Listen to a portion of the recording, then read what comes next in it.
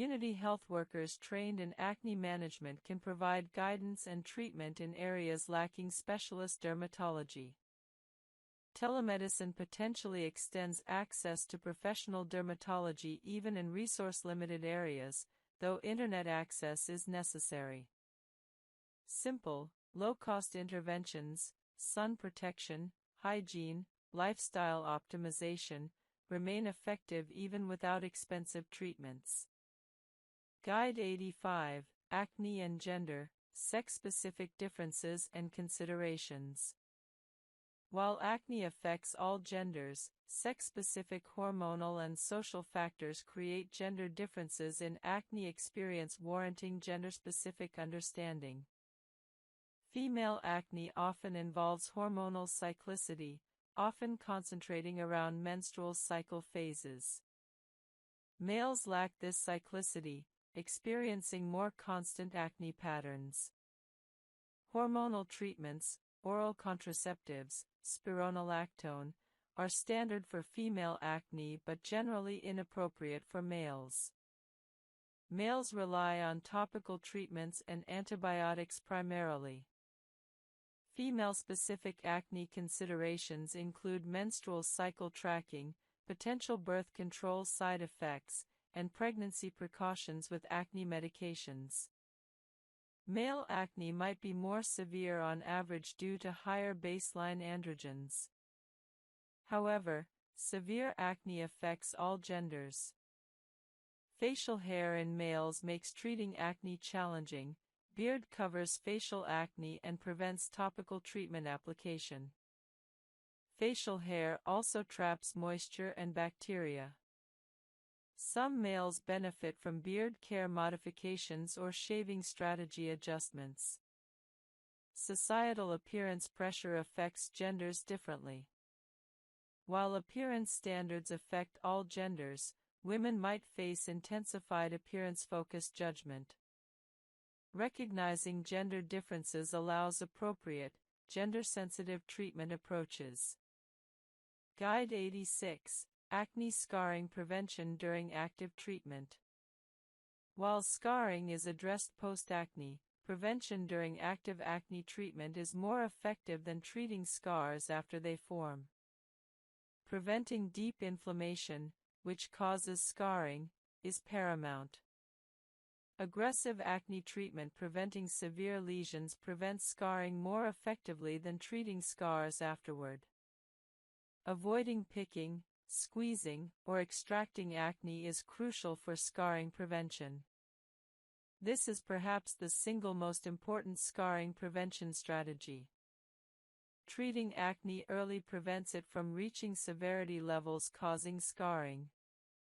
Early intervention prevents worse scarring than treating established severe acne.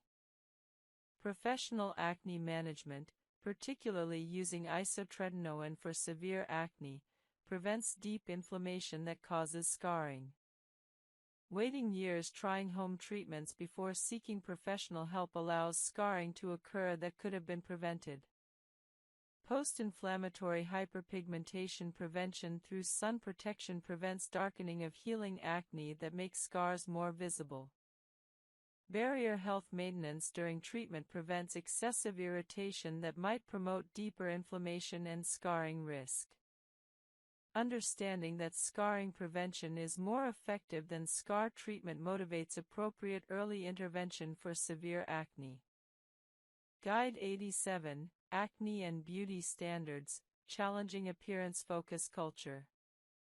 Acne exists within broader cultural beauty standard contexts.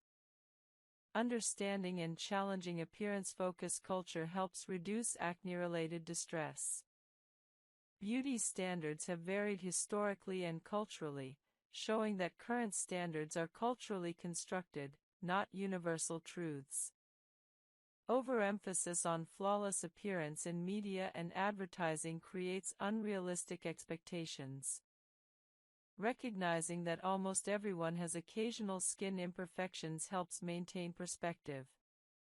Influencer and celebrity appearance standards are curated through makeup, filtering, professional photography, and often procedures. Comparing yourself to these unrealistic standards damages self-esteem. Diverse beauty standards across cultures show multiple ways to be beautiful. Recognizing beauty beyond clear skin reduces acne's psychological impact. Challenging personal internalized beauty standards, recognizing you can be valuable and attractive with acne, reduces acne-related distress. Supporting others in valuing themselves beyond appearance helps shift culture away from appearance obsession. Advocating for more realistic, inclusive beauty standards in media reduces social pressure perpetuating appearance anxiety. Guide 88, Acne Treatment Adherence and Habit Formation Science. Understanding adherence and habit formation improves your ability to maintain treatment consistency long-term. Habits typically form through repetition. Repeating skincare routines consistently for 2 to 3 months makes them increasingly automatic, reducing conscious effort required. Environmental design supporting habits increases consistency. Placing skincare products visibly, creating dedicated skincare spaces, and removing friction, having products easily accessible, supports adherence. Cue-based habit formation, attaching skincare to existing habits like brushing teeth, increases consistency compared to time-based cues. Remember to do skincare. Reward associations with skincare, pleasant-smelling products, enjoyable ritual, positive reinforcement, increase adherence through positive conditioning. Accountability partnerships where you report to someone, friend, family, online community, increase consistency through social commitment. Motivation fluctuates. Understanding that motivation naturally varies and developing systems that work regardless of motivation, habit, routine, environment design, helps maintain adherence despite motivation fluctuation. Self-compassion toward occasional lapses prevents them from derailing entire routines. Missing a day occasionally doesn't mean failure. Restarting immediately prevents occasional lapse from becoming permanent abandonment. Guide 89, Acne and Sensory Sensitivities, Managing Treatment for Sensitive Individuals. Individuals with sensory processing sensitivities, common in autism, ADHD, and sensory processing disorders, might struggle with standard skincare routines.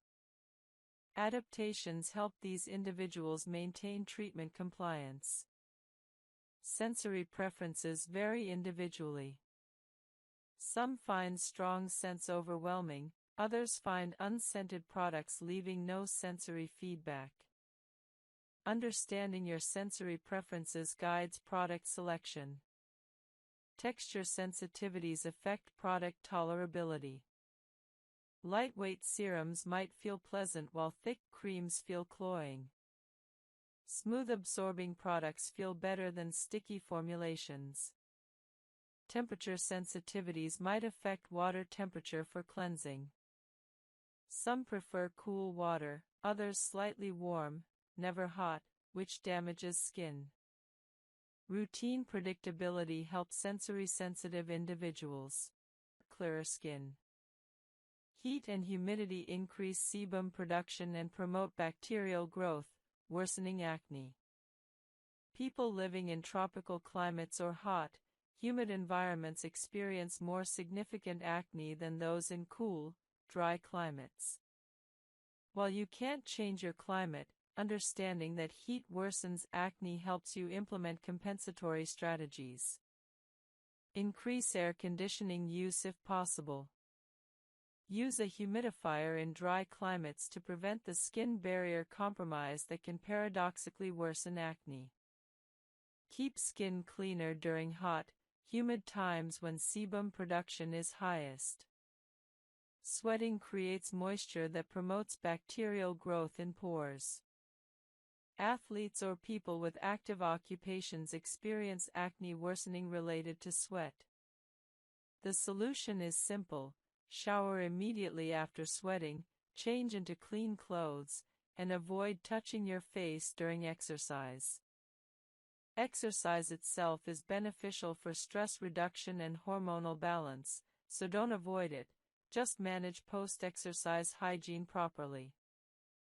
Friction from tight clothing, athletic equipment, or repetitive face touching, occupational hand-face contact, can trigger acne. Friction acne appears where contact occurs, under helmet straps, where backpack straps compress skin, on the jawline from phone contact. Wearing loose, breathable clothing, ensuring equipment is clean, and avoiding touching your face helps prevent friction acne. Occupational chemical exposure contributes to acne in certain professions. Workers in automotive, petrochemical, or metalworking industries' exposure to mineral oils, cutting fluids, and other chemicals experience acne, occupational acne. Wearing appropriate protective equipment, washing thoroughly after work, and changing out of contaminated clothing help prevent this exposure-related acne. Chlorine exposure worsens acne, particularly in swimmers. Chlorine is drying and irritating to acne-prone skin. Swimmers should rinse immediately after swimming to remove chlorine, wash hair to prevent chlorine transfer to facial skin, and use protective products before swimming if possible. Air pollution contains particulates and oxidative stressors that settle on skin, potentially worsening acne. People living in high-pollution areas experience more acne than those in low-pollution areas. While moving isn't feasible for most people, understanding pollution as a contributing factor helps. Using air purifiers indoors, minimizing outdoor time during high-pollution days, and thorough daily cleansing to remove particulates helps mitigate pollution effects. Secondhand smoke exposure contains numerous irritants and oxidative stressors. While not as significant as direct smoking, secondhand smoke exposure is associated with worse acne. Avoiding secondhand smoke exposure is beneficial. Stress from work, relationships, or other sources increases cortisol, promoting inflammation and acne. High-stress occupations correlate with worse acne. Implementing stress management is therefore essential. Exercise, meditation, adequate sleep, and time away from work all reduce work-related stress and its acne effects. Blue light from screens, phones, computers, tablets, may contribute to acne through unknown mechanisms, though evidence is still emerging. Some evidence suggests blue light increases inflammatory markers. Limiting screen time, using blue light filters on devices, and taking frequent breaks from screens might help, particularly for those with screen-heavy occupations. Hard water, high mineral content, may contribute to acne through various mechanisms. Installing a water softener or using a shower filter might help if you have very hard water, though evidence is limited. At minimum, thorough rinsing after cleansing ensures no mineral buildup remains. Tap water quality varies by location. Some tap water contains significant levels of chlorine or other chemicals potentially irritating to acne-prone skin. Using filtered water for rinsing after cleansing or using distilled water as a final rinse might help those with particularly sensitive skin. Hormonal disruption from endocrine-disrupting chemicals in products and the environment contributes to acne. Bisphenol A, BPA, and phthalates in some plastics can disrupt hormones. Using BPA-free bottles and containers, reducing plastic use, and choosing natural products when possible reduces exposure to potential endocrine disruptors. Occupational stress combined with other factors creates a synergistic acne worsening effect. Someone working a stressful job in a hot, humid environment while wearing work clothing that causes friction experiences multiple acne-promoting factors simultaneously. Addressing modifiable factors helps mitigate cumulative effects. Understanding your specific environmental and occupational exposures allows you to make targeted changes. If heat and humidity worsen your acne, cooling strategies help. If your occupation involves chemical exposure, protective equipment helps. If stress is primary, stress management helps.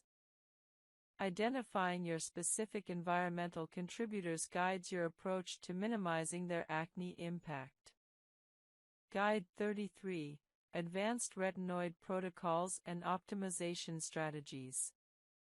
Retinoids represent some of the most powerful acne and anti-aging treatments available, but optimizing their use requires understanding advanced protocols and strategies beyond basic application. Mastering retinoid use transforms results. Retinoid strength exists on a spectrum from gentlest, over-the-counter retinol, to most potent, prescription tretinoin. Over-the-counter retinol at 0.25 to 0.3% concentration is appropriate for first-time retinoid users. After establishing tolerance over 8 to 12 weeks, you might advance to stronger formulations. Retinol, retinaldehyde, at 0.05 to 0.1% concentration offers intermediate strength between retinol and tretinoin. Prescription retinoids include tretinoin, Retin-A, at 0.025 to 0.1%, adapalene, Differin, at 0.1%, and tazarotene at 0.025 to 0.1%. The difference between 0.025% and 0.1% tretinoin is substantial in terms of strength and irritation potential. The start low, go slow principle maximizes retinoid tolerance.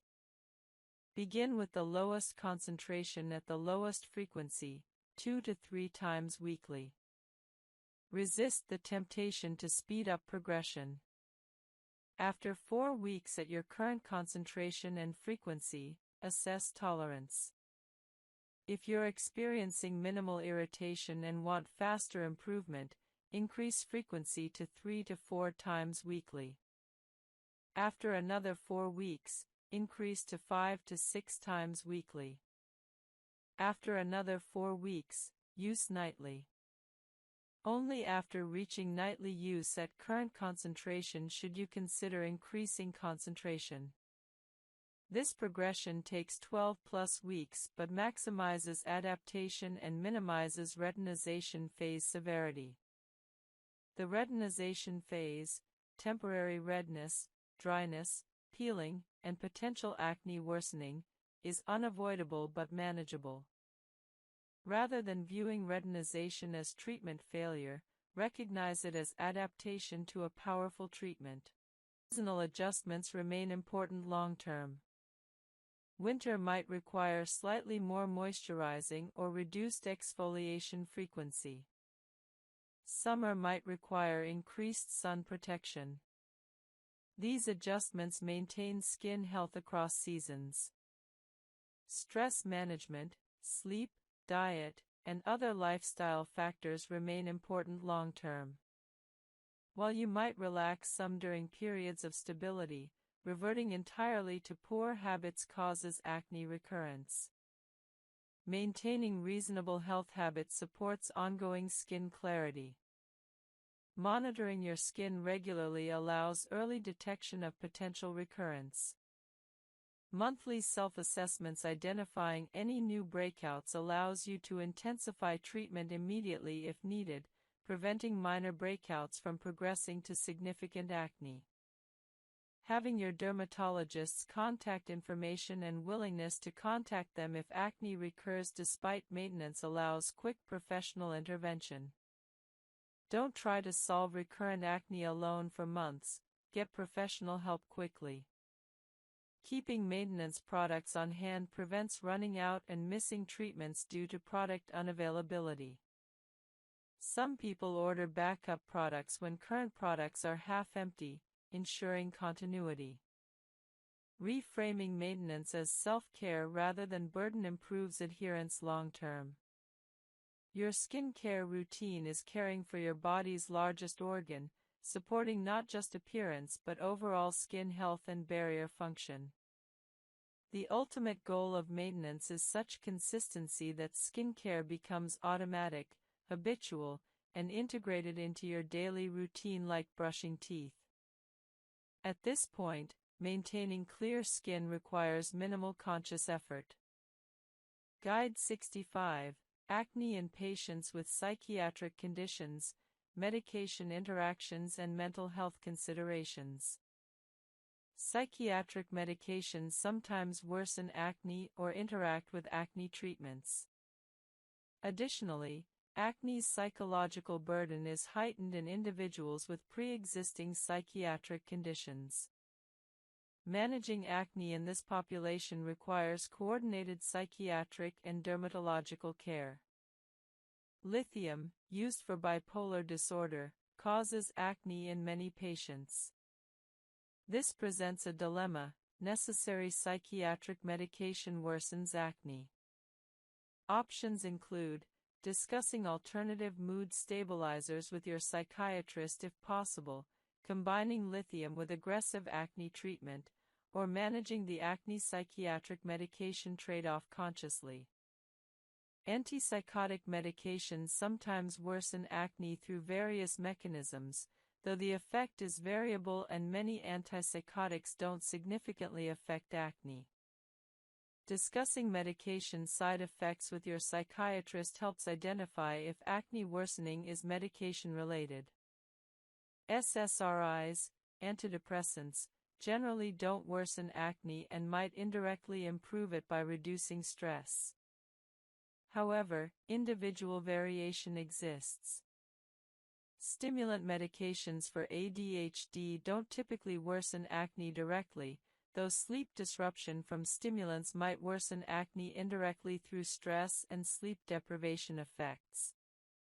Mental health in acne is particularly important for individuals with pre-existing depression or anxiety. Acne's psychological burden can exacerbate pre-existing psychiatric conditions. Recognizing this and providing both dermatological and psychiatric support is important. Medication compliance for acne treatment might be compromised in individuals with depression or ADHD. Depression reduces motivation, and ADHD can cause forgetfulness. Building medication adherence support, reminders, routine integration, accountability, helps overcome these barriers. Discussing psychiatric medications and acne concerns with your psychiatric provider helps identify which medications, if any, might worsen acne. Sometimes alternative medications without acne side effects exist. Coordinated care between dermatology and psychiatry optimizes outcomes. Each provider should be aware of the other's concerns and treatments. Guide 66. Acne treatment and pregnancy, safe options and contraindications. Pregnancy significantly constrains acne treatment options due to risks of medications to the fetus. Understanding safe treatments during pregnancy allows continued acne management while protecting fetal health. Absolutely contraindicated during pregnancy: isotretinoin, severe teratogen causing birth defects, tretinoin and other prescription retinoids, significant teratogenic risk, oral antibiotics like doxycycline, risks to fetus and teeth, spironolactone, potential effects on male fetus development. Benzoyl peroxide is traditionally avoided, though new evidence suggests safety. Potentially safe during pregnancy: topical salicylic acid used in small amounts and limited areas, large-scale systemic absorption possible though typically minimal, topical azelaic acid, generally considered safe. Topical clindamycin. Some chloracne results from exposure to chlorinated hydrocarbons in chemical manufacturing. This is rare, but when occurs, is severe. Chloracne is characterized by cystic acne and systemic symptoms from toxic chemical exposure. Prevention strategies for occupational acne include wearing protective equipment, gloves, long sleeves, face protection when possible, washing thoroughly at end of work shifts to remove chemicals from skin, changing out of contaminated clothing immediately, using workplace-provided safety measures and equipment, discussing with employers if exposures can be reduced or if different equipment can minimize exposure. Treating occupational acne while reducing exposures through workplace modifications is important. Standard acne treatments combined with occupational hygiene improvements provide best results. Workplace legal considerations matter if acne results from unsafe occupational exposures. In some jurisdictions, occupational skin diseases are covered under workers' compensation. Documenting occupational exposure history and acne onset can establish occupational causation. Guide 57, Asian Skin, Rosacea, and Acne in East Asian Populations. East Asian skin has specific characteristics affecting acne presentation and treatment response. Understanding these characteristics improves acne management in East Asian populations. East Asian skin often has different lipid composition and barrier characteristics compared to other populations. Some evidence suggests East Asian skin has higher ceramide content but different lipid organization, affecting both barrier function and acne development. Rosacea is increasingly recognized in East Asian populations, though historically was underdiagnosed. East Asian rosacea often presents as acne-like lesions, acne rosacea, potentially confused with bacterial acne. Recognizing rosacea as distinct from acne ensures appropriate treatment selection. Sebaceous gland characteristics may differ slightly across ethnic backgrounds, though individual variation exceeds group variation. Treatment intensity might require individualization based on individual skin characteristics rather than ethnic background. Post-inflammatory hyperpigmentation is very common in East Asian skin and requires aggressive prevention and treatment. Sun protection is particularly important. PIH treatments, vitamin C, azelaic acid, hydroquinone, are particularly relevant. Barrier function support might be particularly important for East Asian skin in certain climates. Adapting treatment intensity and moisturizing based on individual response rather than population averages is most accurate approach. Guide 58, Acne in LGBTQ+ populations, hormone therapy and transition-related acne. Transgender and non-binary.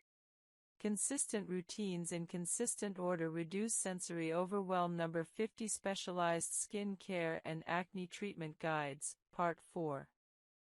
Each guide, 10 to 15 minutes reading time. Guide 51, Acne during menstrual cycle, tracking, prediction, and strategic treatment timing. Understanding how your menstrual cycle affects acne allows you to predict breakouts and strategically time treatments for maximum effectiveness. This is particularly valuable for women with cyclical hormonal acne. For confirmed acne cosmetica, switching to acne-safe alternatives of the product category often resolves the issue. Switching to non-comedogenic foundations, powder-based makeup instead of cream-based, or lighter formulations often allows makeup use without acne worsening. Reading ingredient lists helps identify potentially problematic components. Becoming familiar with ingredients triggering your personal acne helps you avoid them. Some people maintain lists of problematic ingredients to check against when considering new products. Patch testing new products on a small area, behind your ear or on your jaw, before full face application helps identify problematic products before they cause widespread acne. This 1 to 2 week trial prevents wasting money on products that trigger acne. The relationship between acne cosmetica and other acne factors is important. Someone might have both hormonal acne, from internal factors, and acne cosmetica, from products. Addressing both simultaneously, using acne-safe products plus treating hormonal acne medically, provides the best outcomes. Makeup artists and dermatologists can recommend acne-safe product alternatives for people who require makeup professionally. Many professional-grade acne-safe makeup lines exist specifically for people needing makeup without triggering acne. Guide 53, Acne Mechanica, Friction and Pressure-Related Acne. Acne mechanica results from friction, pressure, or occlusion of skin and can be prevented through environmental and behavioral modifications. Understanding acne mechanica helps you prevent this preventable form of acne. Acne mechanica appears where friction or pressure occurs, under helmet straps, where backpack straps compress skin, where tight athletic equipment contacts skin, or where repetitive hand-face contact occurs. This acne is localized to pressure-bearing areas rather than distributed across the face. Friction from repetitive skin-on-surface contact, athletes rubbing faces on towels, workers constantly resting their faces on hands, can trigger acne through mechanical irritation and follicle disruption.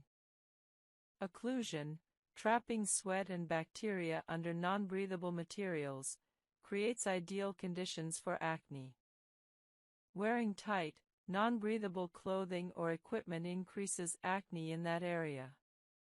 Prevention strategies include wearing loose, breathable clothing, ensuring athletic equipment is clean, using protective barriers, adhesive taping where possible, between skin and friction sources, and maintaining good hygiene in high-friction areas.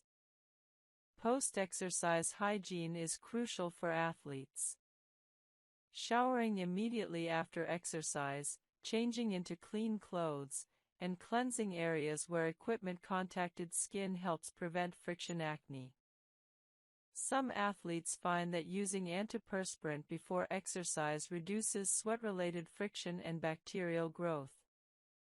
Hairstyles causing friction, tight braids, tight buns, can trigger acne on the scalp and forehead.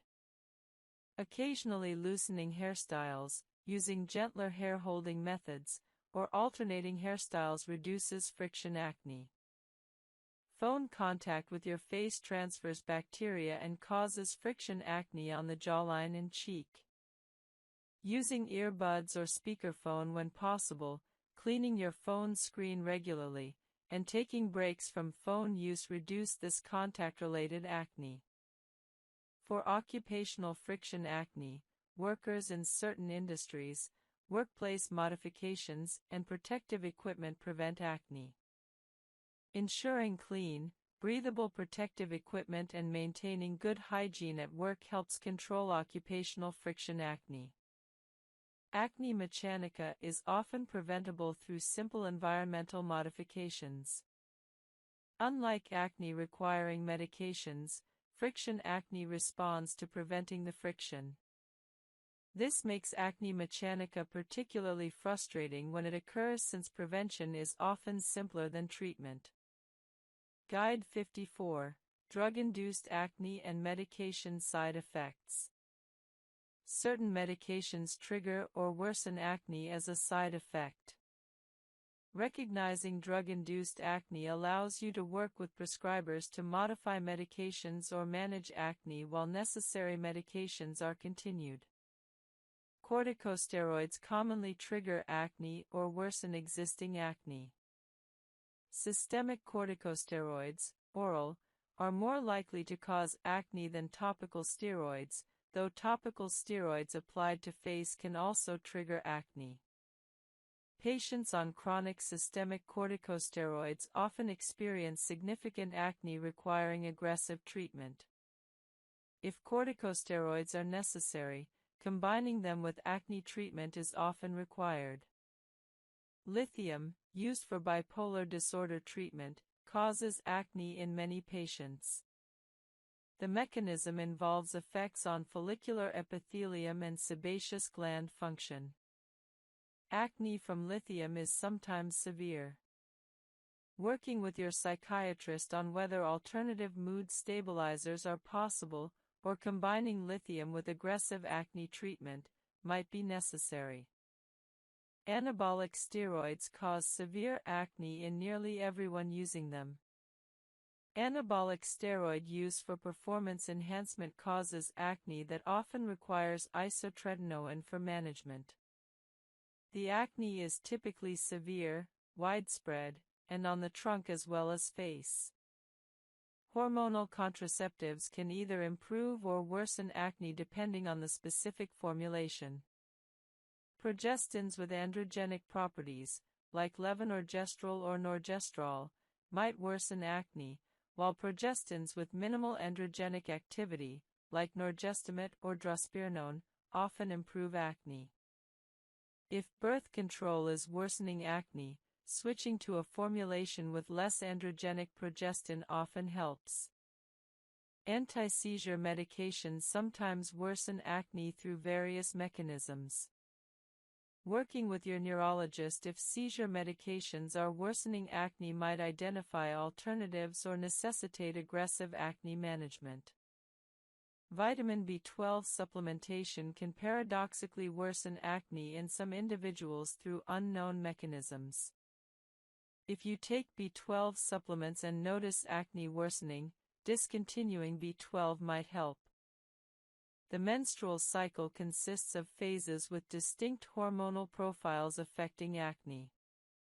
The menstrual phase, days 1 to 5, involves shedding of uterine lining with declining hormone levels. Many women experience least acne during this phase as hormones are low. The follicular phase, days 6 to 14, involves increasing estrogen as follicles develop. Estrogen rise typically improves skin as estrogen has protective effects. Many women notice clearest skin during this phase. Ovulation, day 14, involves hormonal surge of LH and FSH. Some women experience minor acne worsening around ovulation. The luteal phase, days 15 to 28, involves rising progesterone and maintained estrogen. This phase often brings worsening acne in hormone-sensitive women due to progesterone effects and androgen to estrogen ratio changes. Tracking your acne patterns against your menstrual cycle for 2 to 3 months reveals your personal pattern. Many women find breakouts clustered in the luteal phase, particularly the 5 to 7 days before menstruation. However, individual patterns vary significantly. Some women have no cyclical acne pattern, while others have severe luteal phase breakouts. Once you identify your cyclical pattern, strategic treatment timing can optimize results. If you break out mainly in the luteal phase, intensifying acne treatment frequency during this phase can prevent significant breakouts. For example, if you normally use salicylic acid 2 to 3 times weekly, you might increase to daily use during your high-risk luteal phase. This temporary intensification often prevents the severe breakouts that would otherwise occur. Planning professional treatments around your cycle optimizes results. Having a chemical peel or professional facial during your clear follicular phase when your skin is less inflamed and more resilient provides better results than during your breakout-prone luteal phase. Hormonal contraceptives can help by suppressing ovulation and stabilizing hormone levels. Many women find that switching to birth control pills with continuous hormone dosing, tricyclic or extended cycle pills that reduce or eliminate placebo weeks, significantly reduces cyclical acne by preventing the hormonal fluctuations driving breakouts. Spironolactone, anti-androgen, helps some women with cyclical acne by blocking androgen effects. However, effects are more modest for pure cyclical acne than for chronic hormonal acne. Dietary modifications might help cyclical acne through hormone metabolism. Some evidence suggests that supporting liver health through adequate nutrients supports estrogen metabolism. Consuming adequate B vitamins, magnesium, and fiber supports hormone metabolism. PMS supplements containing ingredients like calcium, magnesium, and vitamin B6 might help with luteal phase acne through their effects on hormone metabolism and inflammation. Some women find these supplements modestly helpful. Stress during the luteal phase exacerbates acne in many women. The luteal phase naturally involves slightly increased anxiety and mood sensitivity. Implementing additional stress management during this phase, extra exercise, meditation, or relaxation practices, can reduce acne by controlling stress hormonal interactions. Sleep quality often decreases in the luteal phase due to progesterone effects.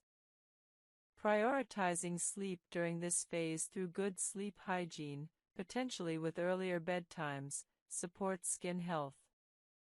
Understanding your cyclical acne pattern allows realistic expectations and strategic planning. Rather than being frustrated by predictable breakouts, you can anticipate them and proactively manage them.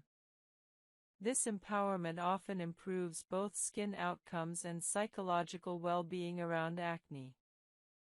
Guide 52, Acne Cosmetica, Product-Induced Acne and Ingredient Avoidance.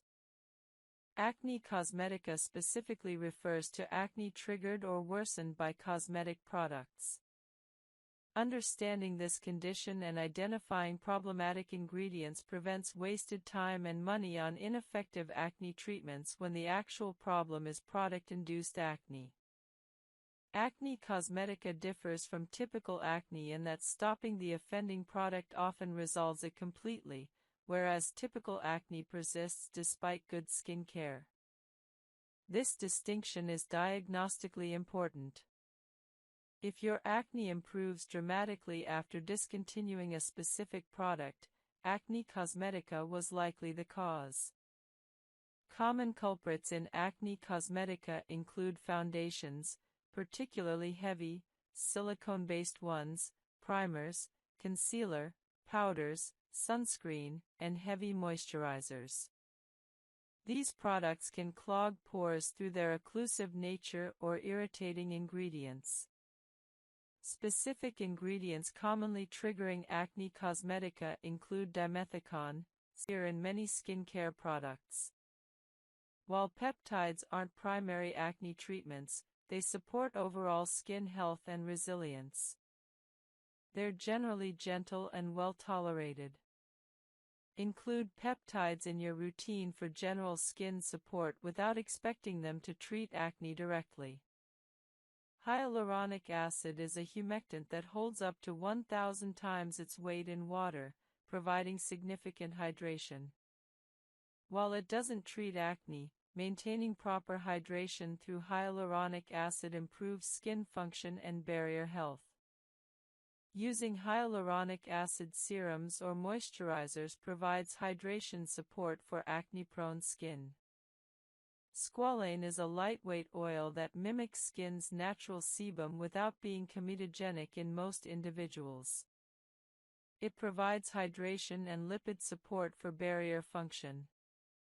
Squalane is particularly useful for acne-prone skin that needs lipid support without the pore-clogging risk of heavier oils. A few drops of squalane can be added to moisturizer or serum for enhanced hydration. Niacinamide, vitamin B3, has multiple beneficial effects for acne-prone skin. It has mild antibacterial and anti-inflammatory properties, reduces sebum production, minimizes pore size, and strengthens the skin barrier. At 4 to 5% concentration in serums or moisturizers, used daily, niacinamide provides noticeable benefits. It's also gentle enough to use with other actives without concern. Alpha-lipoic acid is a powerful antioxidant that penetrates both water and lipid layers of skin. It reduces inflammation, supports barrier function, and has some evidence for acne reduction through anti-inflammatory mechanisms. Alpha-lipoic acid is typically used in serums at 5% concentration, applied daily. It's generally well tolerated but can cause mild irritation in very sensitive skin. Ferulic acid is a plant-derived antioxidant that works synergistically with vitamins C and E for enhanced antioxidant protection. Ferulic acid also has direct anti-inflammatory effects. It's commonly found in advanced serums and provides additional antioxidant support beyond vitamin C alone. Resveratrol is a potent antioxidant from plants like grapes. It reduces inflammation and has some antimicrobial properties. While not a primary acne treatment, it provides useful antioxidant support. Resveratrol is often combined with other antioxidants in advanced serums. 𝑭𝒂𝒄𝒊 is a natural retinol alternative derived from the babachi plant. It provides retinol-like benefits including increased cell turnover, collagen stimulation, and anti-aging effects without being a true retinoid. Importantly, 𝒂𝒄𝒊 doesn't cause photosensitivity or irritation like retinoids, making it suitable for very sensitive skin or as an alternative for those who can't tolerate retinoids. For acne specifically, 𝒂𝒄𝒊 is less powerful than tretinoin or retinol, but provides useful cellular turnover support. Salicylic acid analogues include beta-hydroxy acids beyond standard salicylic acid. Lipohydroxy acid is similar to salicylic acid but slightly milder, making it suitable for sensitive skin. These salicylic acid analogues provide exfoliating benefits with potentially less irritation than standard salicylic acid. Azelaic acid, beyond its use for hyperpigmentation, has direct acne-fighting properties. At 10 to 15% concentration, azelaic acid has antibacterial, anti-inflammatory, and anti-keratinizing effects.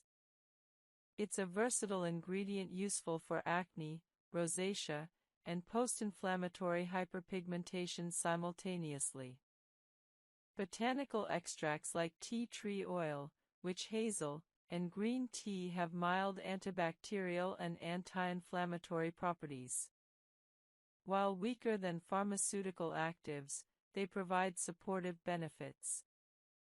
Many skincare products combine multiple botanical extracts for cumulative benefit. These are generally well tolerated, making them suitable for sensitive skin seeking some acne support without strong pharmaceutical actives. Retinaldehyde, also called retinol, is a retinoid intermediate between retinol and retinoic acid. It's slightly stronger than retinol but weaker and less irritating than tretinoin. For those finding tretinoin too strong or seeking stronger benefits than retinol provides, retinaldehyde is an excellent middle ground. It's increasingly available in advanced skincare products.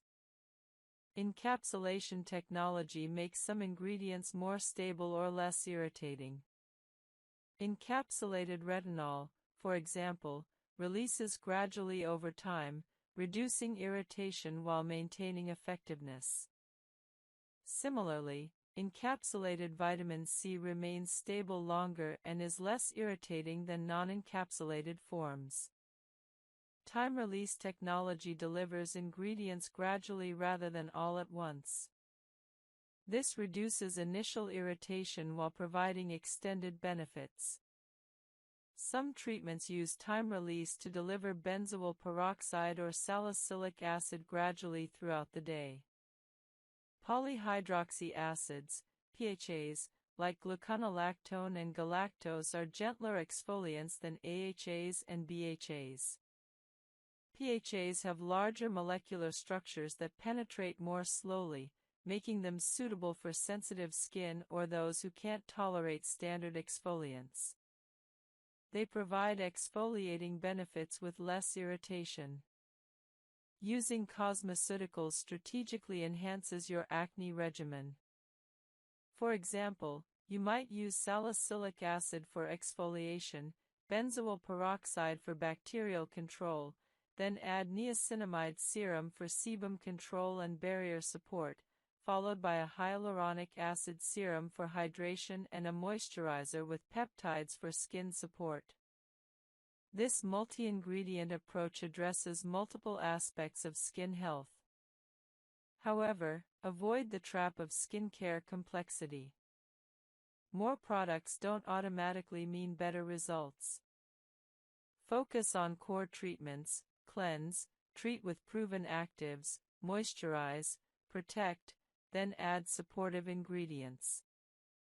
A simple routine with proven actives beats a complex routine with unproven ingredients. Guide 28: Acne and Mental Health, Psychological Impact and Management Strategies. Acne's psychological and emotional effects are profound and often underestimated.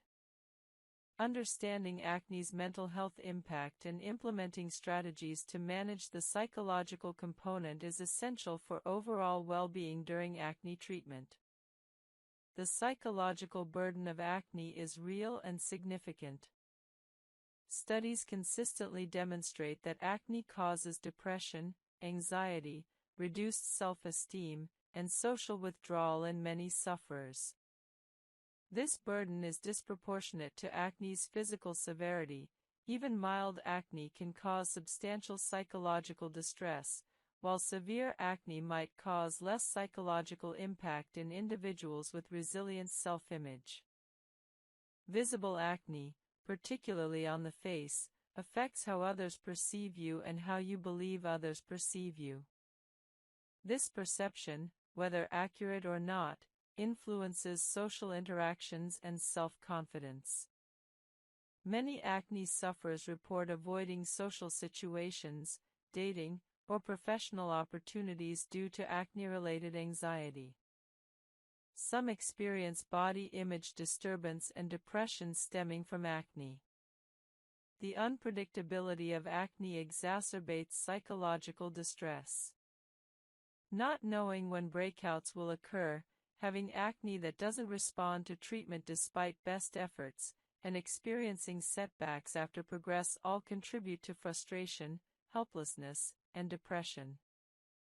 The search for the right treatment becomes emotionally exhausting. Acne's psychological impact justifies aggressive medical treatment even for acne that isn't technically severe by dermatological standards. If acne causes significant psychological distress, depression, or anxiety affecting quality of life, treatment should be pursued regardless of how many lesions you have. Your mental health is a legitimate reason for professional acne treatment. Several psychological strategies help manage acne-related distress. Cognitive reframing involves recognizing and challenging negative thoughts about acne. Rather than, "Everyone will think I'm disgusting because of my acne," reframe to, "Most people don't notice my acne as much as oral antibiotics like doxycycline, risks to fetus and teeth, spironolactone, potential effects on male fetus development.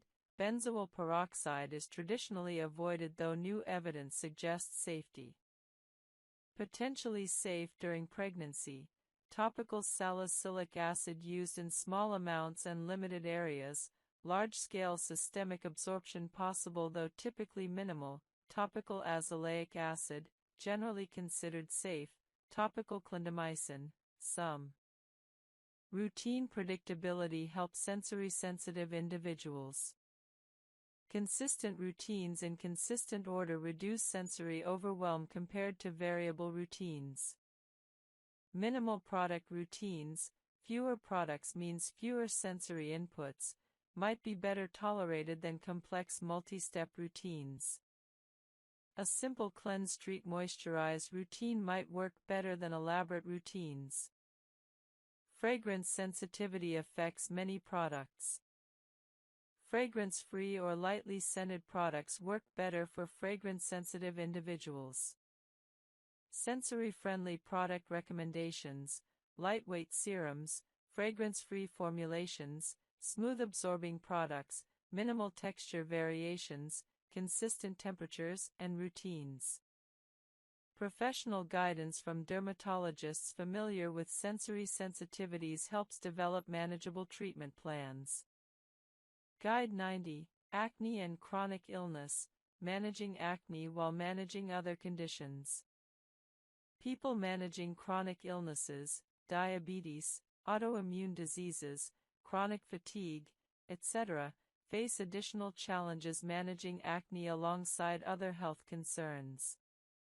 Chronic illness causes stress, sleep disruption, and immune dysfunction, all acne worsening factors. Flares of underlying chronic conditions often coincide with acne worsening. Medications for chronic illnesses sometimes interact with acne treatments, requiring careful coordination. Energy limitations from chronic illness might make complex skincare routines unsustainable. Simplified routines are sometimes necessary. During chronic illness flares, simplifying skincare to basic cleanse protect routines is appropriate. During periods of better health, more comprehensive acne treatment is possible. Mental health in chronic illness overlaps with acne's psychological burden. Both require professional support. Healthcare provider coordination between specialists treating chronic illness and dermatology ensures appropriate care. Prioritizing which health concerns to focus on during periods of limited energy helps. Sometimes managing underlying chronic illness takes priority over aggressive acne treatment. Guide 91, Acne Treatment and Vaccination, Timing and Considerations. Concerns sometimes arise about acne medication interactions with vaccines or vaccine effects on acne. Most acne treatments don't interact meaningfully with vaccines. Topical treatments have minimal systemic absorption and don't affect vaccines. Oral antibiotics for acne don't affect vaccine efficacy. Vaccines should be given as scheduled regardless of antibiotic use. Isotretinoin doesn't interact with vaccines, though the immune system suppression during severe acne might theoretically reduce vaccine efficacy. Live vaccines are contraindicated during isotretinoin use due to theoretical immunosuppression risks, though actual risks are minimal. Some vaccines might cause temporary acne flares through immune system activation. This is temporary and doesn't indicate vaccine problems. Vaccines don't cause persistent acne. Any acne appearing after vaccination is likely coincidental timing rather than vaccine-related. COVID-19 vaccines have not been shown to affect acne or interact with acne treatments. Timing vaccines around acne treatment is generally unnecessary. Vaccinations and acne treatment can proceed on standard schedules without coordination. Guide 92, Acne Prevention in High-Risk Children and Adolescents. Children with strong family history of severe acne are at high risk for developing severe acne. Early prevention strategies might prevent progression to severe acne requiring aggressive treatment. Starting gentle skin care routines early, non-comedogenic cleansing, sun protection, gentle moisturizing, establishes good habits before acne develops. Education about acne prevention helps young people understand triggers and prevention even before acne appears. Stress management skills learned early help reduce stress-related acne worsening later. Healthy diet and sleep habits established in childhood support skin health throughout life. Early intervention at first signs of acne prevents progression. Some dermatologists recommend seeing high-risk children early for preventive guidance. Avoiding triggers identified through family acne patterns, particular foods, products, environmental factors, might prevent acne development. Psychological preparation for potential acne, normalizing that acne is common, reducing stigma, helps adolescents manage it psychologically if acne develops. Guide 93, Acne in Performing Arts and Image-Dependent Professions. Performers and those in image-dependent professions, models, actors, social media influencers, experience unique acne-related pressures warranting specialized management. Career-threatening pressure intensifies acne's psychological impact. A small breakout affecting someone's livelihood differs from same breakout's impact on others. Professional makeup demands acne coverage requiring heavy makeup potentially triggering acne cosmetica. Using non-comedogenic makeup and proper removal helps minimize this. Professional headshots and promotional photos emphasize clear skin. Acne interferes with professional image management. Scheduling professional appearances around acne cycles when possible helps. If acne is cyclical, scheduling performances during clear phases. Professional dermatology involvement is often valuable for ensuring consistently clear skin during critical professional periods. Some performers use preventive acne treatment intensification before important performances, temporarily increasing treatment frequency. Mental health support helps manage the intensified appearance pressure these professions create. Guide 94, Acne and Sleep Disorders, Managing Acne while Managing Sleep Issues.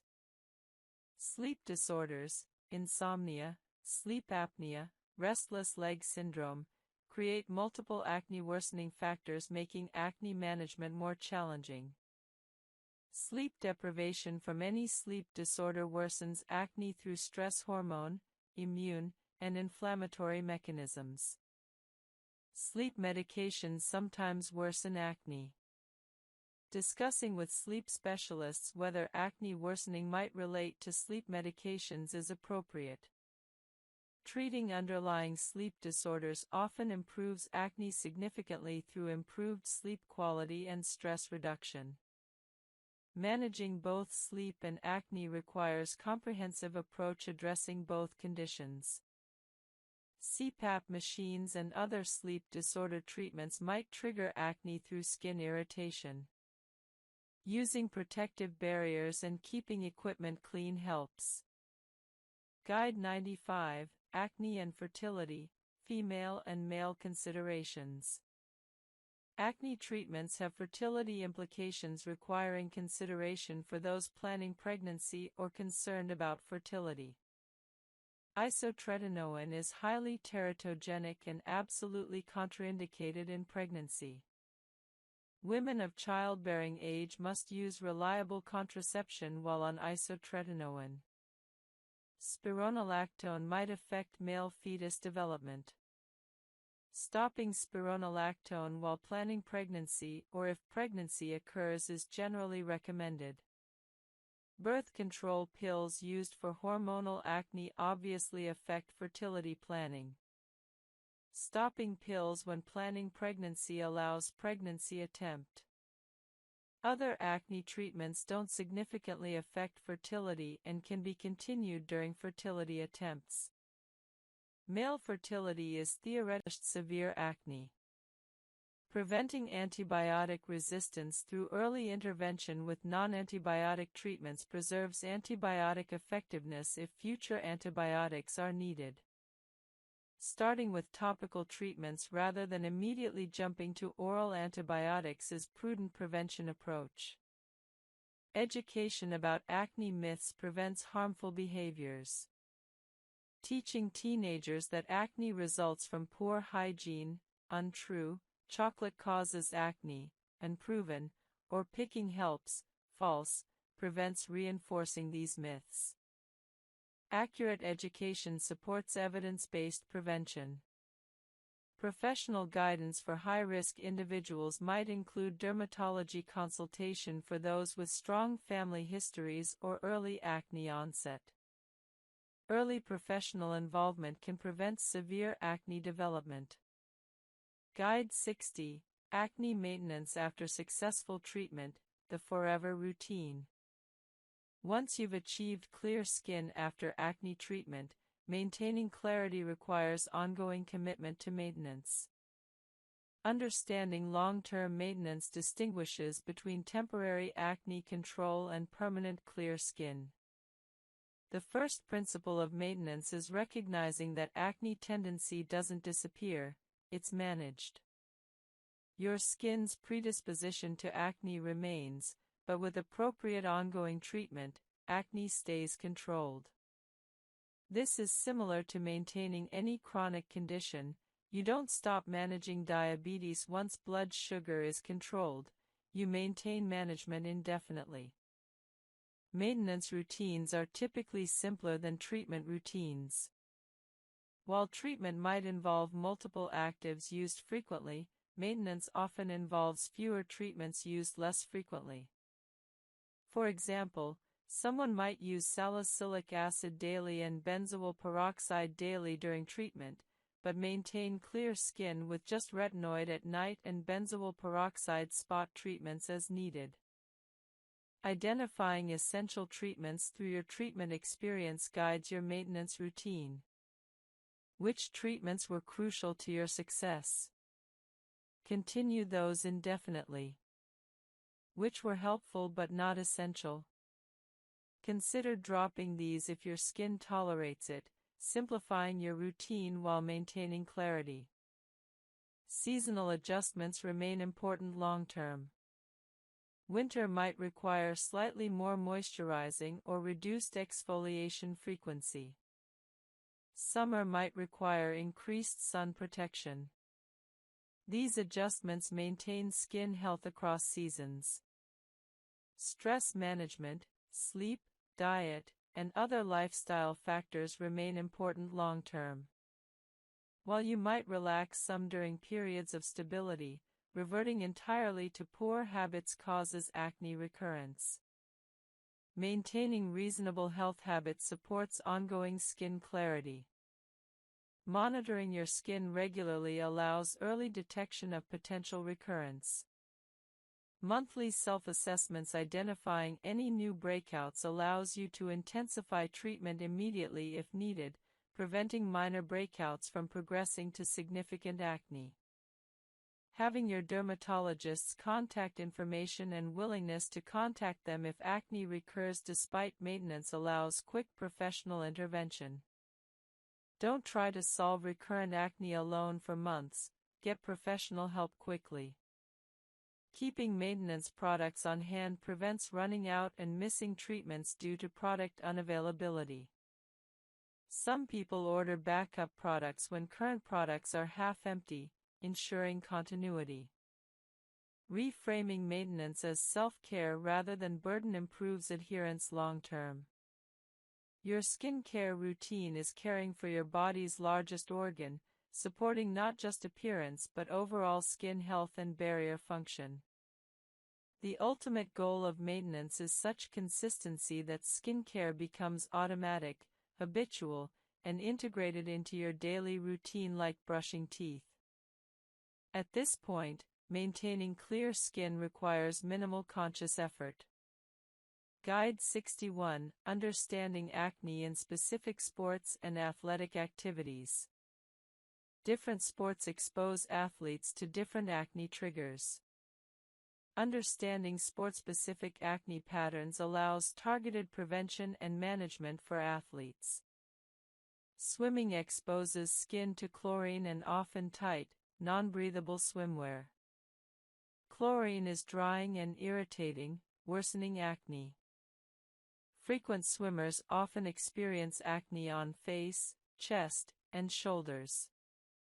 Prevention includes rinsing thoroughly after swimming, removing chlorine quickly through gentle cleansing, using moisturizer afterward to combat dryness, and wearing clean, breathable clothing after swimming.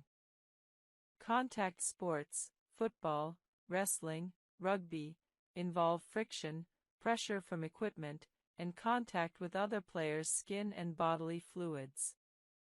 Helmet friction often causes severe acne along helmet edges. Prevention includes ensuring equipment is clean, using protective barriers, adhesive tape, where possible, showering immediately after contact, and maintaining aggressive acne treatment during the season. Running and jogging cause profuse sweating and friction from clothing. Prevention includes wearing moisture-wicking, breathable clothing, showering immediately after exercise, cleansing sweat off before acne develops, and using lightweight, non-comedogenic sunscreen resistant to sweat. Cycling involves friction from tight cycling clothing and helmet wear. Prevention strategies similar to other sports apply. Weightlifting and resistance training involve pressure from equipment, sweat, and friction. Focusing on cleanliness of equipment, showering immediately after workouts, and changing into clean clothes prevents sweat-related acne. Yoga and other activities with face-on-mat contact, yoga, Pilates, certain exercises, can cause acne if mats aren't clean. Using personal mats, washing them regularly, and avoiding touching your face during exercise helps. General athletic acne prevention across all sports includes showering within 1 to 2 hours after exercise, not wearing sweat-soaked clothing longer than necessary, cleansing face, neck, and areas covered by equipment, using clean towels, maintaining aggressive acne treatment during athletic seasons when acne tends to worsen. Working with dermatologists familiar with athletic acne helps develop sport-specific prevention and treatment plans. Some athletes benefit from temporary treatment intensification during seasons when their sport-specific acne triggers are highest. Guide 62. Acne treatment during immunosuppression and immune compromise.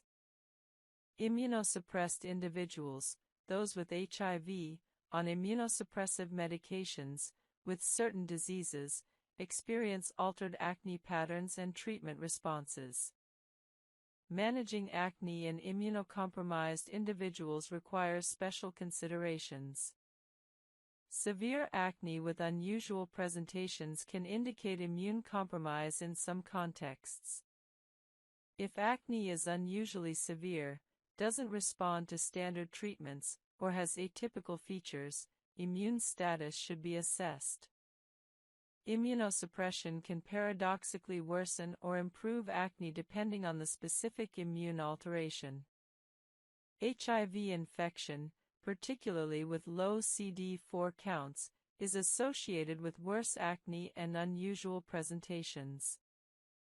Improving immune function through antiretroviral therapy often improves acne. Immunosuppressive medications, for transplant, autoimmune disease, or other conditions, sometimes worsen acne through various mechanisms. Managing acne in immunosuppressed individuals requires careful coordination with prescribers to avoid interactions and ensure appropriate acne treatment. Live bacterial vaccines are contraindicated in immunosuppressed individuals. This limits probiotic supplement options in severely immunocompromised people to non-viable probiotics, postbiotics, fermented foods. Isotretinoin should be used cautiously or potentially avoided in severely immunocompromised individuals due to risks of severe side effects and reduced healing capacity. However, isotretinoin can be used in mildly immunocompromised individuals with appropriate monitoring. Standard topical acne treatments are generally safe in immunocompromised individuals, though infection risk from acne. After 1 to 2 weeks of consistent use, inflammatory acne should appear less red and swollen. After 4 weeks, you should see significant improvement in the number of inflammatory lesions. Full results typically appear after 6 to 8 weeks of consistent use. Long-term use of benzoyl peroxide is safe and very common. Many people successfully maintain clear skin for years using benzoyl peroxide as their primary acne treatment. However, some dermatologists recommend occasionally taking breaks from benzoyl peroxide, perhaps 1 week per month, to allow your skin's natural bacteria to repopulate normally. This isn't absolutely necessary, but some people find it helpful in maintaining overall skin health. One important consideration: never use benzoyl peroxide with vitamin C or niacinamide at the same time, as benzoyl peroxide can oxidize these ingredients, reducing their effectiveness. Apply these ingredients in the morning and benzoyl peroxide in the evening, or use them on different days. Guide 6: Retinoids, the gold standard anti-aging and acne treatment comprehensive guide. Retinoids represent the gold standard in skincare science, with decades of research supporting their effectiveness for acne, aging, and general skin health.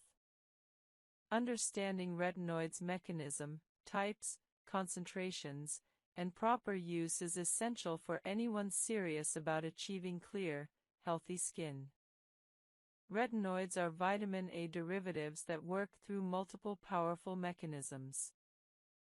First, they increase cellular turnover, causing your skin to shed old cells and reveal fresh, new skin underneath.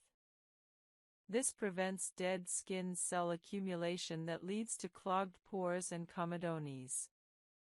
Second, they normalize sebaceous gland function, helping regulate sebum production. Third, they stimulate collagen production, improving skin elasticity and minimizing fine lines. Fourth, they have anti-inflammatory effects, reducing the redness and irritation of acne. Fifth, they prevent follicular hyperkeratinization, the abnormal cell shedding that contributes to acne. Sixth, they have antioxidant properties, protecting skin from free radical damage. The retinoid family includes various types at different strengths. Over-the-counter retinol is the gentlest form, requiring conversion by your skin's enzymes to the active retinaldehyde and then to retinoic acid. This multi-step conversion process makes retinol gentler but less immediately effective than prescription retinoids. Retinol, retinaldehyde, is slightly more powerful than retinol, requiring one fewer conversion step. Prescription retinoids include tretinoin, Retin-A, adapalene, differin, and tazarotene, which are already in their active form and thus more powerful and faster acting than over-the-counter options. For someone new to retinoids, starting with over-the-counter retinol at a low concentration, 0.25 to 0.3%, is typically appropriate. This allows your skin to build tolerance gradually. After several months of consistent retinol use, you might consider asking your dermatologist about prescription retinoids for enhanced results. Retinoids are only used at night because they increase sun sensitivity substantially. UV exposure dramatically increases the risk of photosensitivity reactions and post-inflammatory hyperpigmentation. Morning retinoid use would leave your skin vulnerable to severe sun damage throughout the day. When starting retinoids, begin with a very conservative approach. Use a low-concentration retinol product just 2 to 3 times per week initially. Apply it to completely dry skin, as retinoids irritate damp skin significantly. Wait 20 minutes after cleansing before applying retinoid to ensure your skin is completely dry. Use a pea-sized amount for your entire face. Retinoids are potent and a little goes a long way. During the first 4 to 12 weeks of retinoid use, expect a retinization phase characterized by redness, peeling, flaking, and sometimes temporary worsening of acne. This is normal and doesn't indicate that retinoids aren't appropriate for you. This phase typically lasts 2 to 8 weeks and gradually resolves as your skin adapts. Many people who discontinue retinoids during this phase miss out on their incredible long-term benefits simply because they couldn't tolerate the short-term adjustment period. Managing retinization involves strategic moisturizing. Use your retinoid, then wait about 20 minutes, then apply a hydrating moisturizer over top. Some people layer their moisturizer directly on top of wet retinoid serum, which dilutes the retinoid slightly and reduces irritation. This is called the sandwich method. This method is appropriate when dealing with significant irritation. As your skin adapts, you can gradually stop using the sandwich method. Never combine retinoids with other strong actives initially. Using retinoids with benzoyl peroxide, salicylic acid, or chemical exfoliants on the same evening will cause severe irritation. Once your skin is adapted to retinoids alone, typically after 8 to 12 weeks, you might carefully introduce another active on different evenings. Eventually, some people successfully combine retinoids with other treatments, but build up to this gradually. Vitamin C and other antioxidants can be used with retinoids. Apply vitamin C in the morning and retinoids at night, or apply them on different days. Niacinamide can be used with retinoids in most cases, but some people find them together irritating initially. SPF 30+ broad-spectrum sunscreen is absolutely mandatory every single day when using retinoids, even if you don't plan to go outside. Window glass blocks most UVB rays but not UVA rays, meaning significant sun damage can occur even indoors. Reapply sunscreen every 2 hours if you'll be in the sun.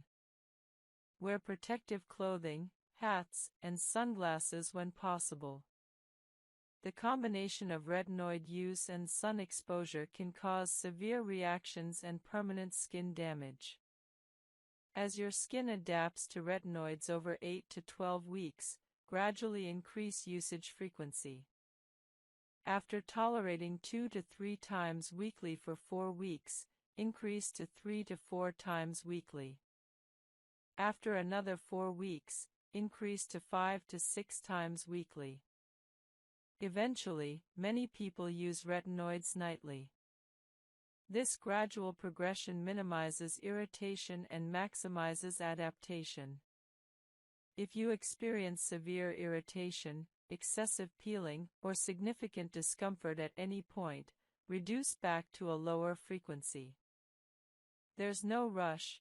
Building retinoid tolerance over several months is perfectly acceptable. Consistency matters far more than speed. Someone using retinol 2 to 3 times weekly for years will see better results than someone who uses it daily for 2 months then stops. Results from retinoid use appear gradually but are remarkable. After 4 weeks, you might notice smoother texture and reduced comedones. After 8 weeks, reduced acne and early signs of improved skin tone. After 12 weeks, significant acne improvement, smoother texture, and visibly improved skin. After 6 months, improved fine lines, more even skin tone, and dramatically clearer skin. After 1 to 2 years, comprehensive skin improvement including acne prevention, minimal fine lines, even skin tone, and visibly healthier, more resilient skin. Prescription retinoids like tretinoin work faster than over-the-counter retinol. Starting tretinoin at 0.025% and increasing gradually can show acne improvement within 6 to 8 weeks rather than 12 weeks. However, prescription retinoids cause more significant initial irritation, making the starting process more challenging. Many dermatologists recommend beginning with over-the-counter retinol to build tolerance, then switching to prescription retinoids if additional strength is needed. Retinoids are teratogenic, meaning they can cause birth defects if used during pregnancy. Women of childbearing age should use reliable contraception when using retinoids and should discontinue use if planning pregnancy or if pregnancy is suspected. Men can use retinoids without this concern. Common mistakes with retinoids include starting with too high a concentration, using them too frequently initially, applying to damp skin, using them with too many other actives, or discontinuing them during the retinization phase. Starting right requires patience and conservative progression. The reward for proper retinoid use is clear, youthful, healthy skin that continues improving even after years of use. Guide 7. Hormonal acne in women, causes, recognition, and comprehensive medical management. Hormonal acne is a distinct type of acne that affects many women and some men, following predictable patterns related to hormonal fluctuations. Understanding hormonal acne's unique characteristics and treatment approaches is essential for women struggling with acne that doesn't respond adequately to standard topical treatments. Hormonal acne typically appears as deep, cystic lesions, often concentrated around the jawline, chin, and lower face. These lesions are painful, tender to the touch, and located deep within the skin rather than on the surface. They're often described as having no head, meaning they don't develop the white or yellow center that surface pimples have. They can persist for weeks with mild dryness.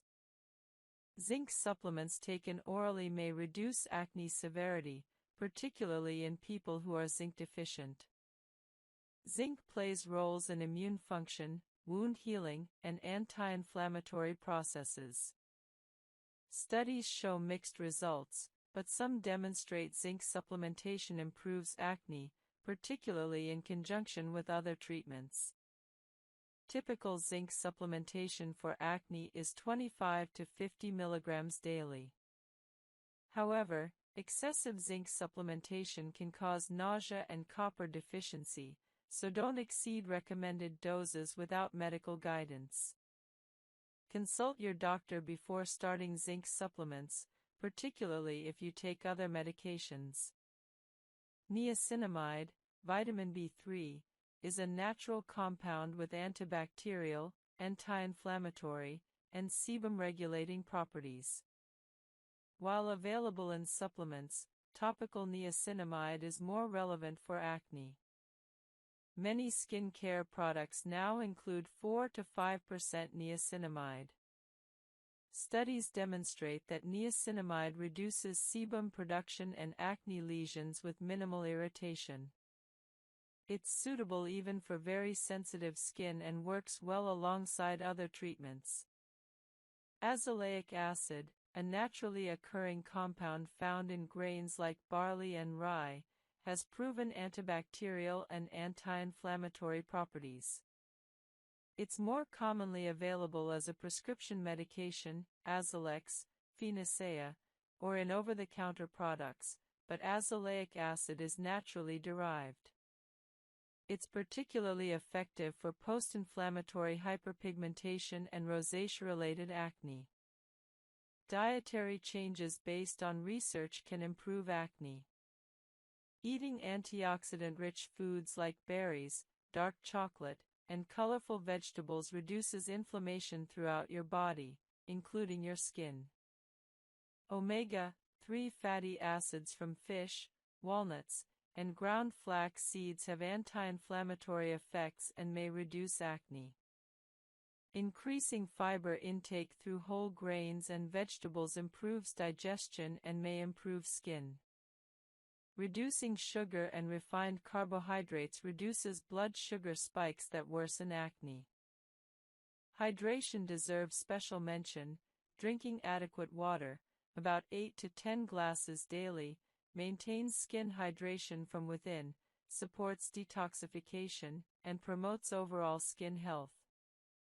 While water alone won't cure acne, adequate hydration is fundamental to clear skin. Sleep is profoundly important. During sleep, your body releases growth hormone and reduces cortisol, supporting skin repair and reducing inflammation. Poor sleep increases cortisol, promotes inflammation, and worsens acne. Consistently getting 7 to 9 hours of quality sleep significantly improves skin health and acne. Stress reduction through meditation, yoga, deep breathing, or regular exercise reduces cortisol and inflammation, directly improving acne. Chronic stress is a well-documented acne trigger. Even 10 to 15 minutes of daily meditation or yoga can measurably improve skin. Important limitations of natural remedies. Most natural remedies are suitable for mild acne only. If you have moderate to severe acne, particularly cystic acne, natural remedies are insufficient and you require professional treatment. Natural remedies work best alongside professional treatments, not as replacements. Natural doesn't automatically mean safe or effective. Many natural substances are irritating or ineffective for acne.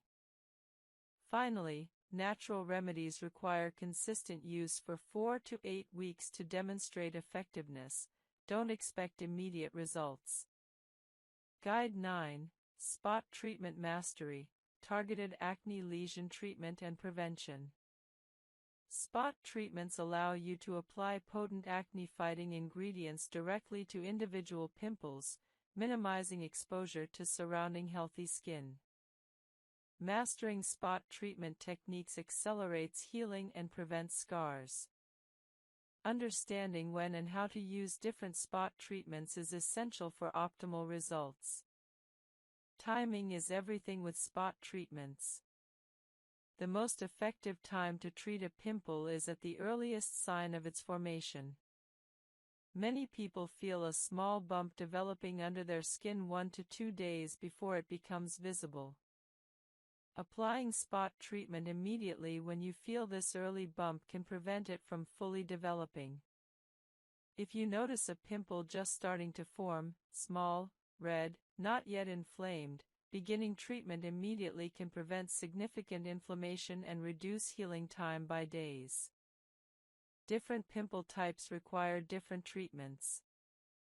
For small whiteheads or pimples with visible centers, spot treatments with salicylic acid effectively flatten the pimple and accelerate healing. Apply a salicylic acid spot treatment directly to the whitehead using a clean cotton swab or applicator. For closed comedones or small flesh-colored bumps, salicylic acid is also most effective. For inflammatory red pimples without visible centers, benzoyl peroxide is more effective than salicylic acid. For large, painful, deep cystic acne, neither topical spot treatment alone is sufficient. These require professional dermatologist intervention. Intralesional steroid injections are highly effective for cystic acne. Preparation is important. Before applying any spot treatment, cleanse the area thoroughly to remove makeup, dirt, and oil. Pat the area dry completely. Applying spot treatments to damp skin reduces effectiveness and increases irritation. Wait a full 2 to 3 minutes after cleansing to ensure complete dryness. When applying spot treatment, use a clean applicator. Never apply with your finger as this spreads bacteria. Cotton swabs, disposable applicators, or sterile tools are appropriate. Apply a small amount directly to the pimple, covering just the lesion itself and a tiny bit of surrounding skin. Using too much spot treatment wastes product and irritates surrounding healthy skin. Spot treatment frequency depends on the product and your skin's tolerance. Salicylic acid spot treatments can typically be used twice daily, morning and evening, if your skin tolerates it. Benzoyl peroxide spot treatments should typically be used once daily initially, preferably at night, then increase to twice daily if your skin adapts well.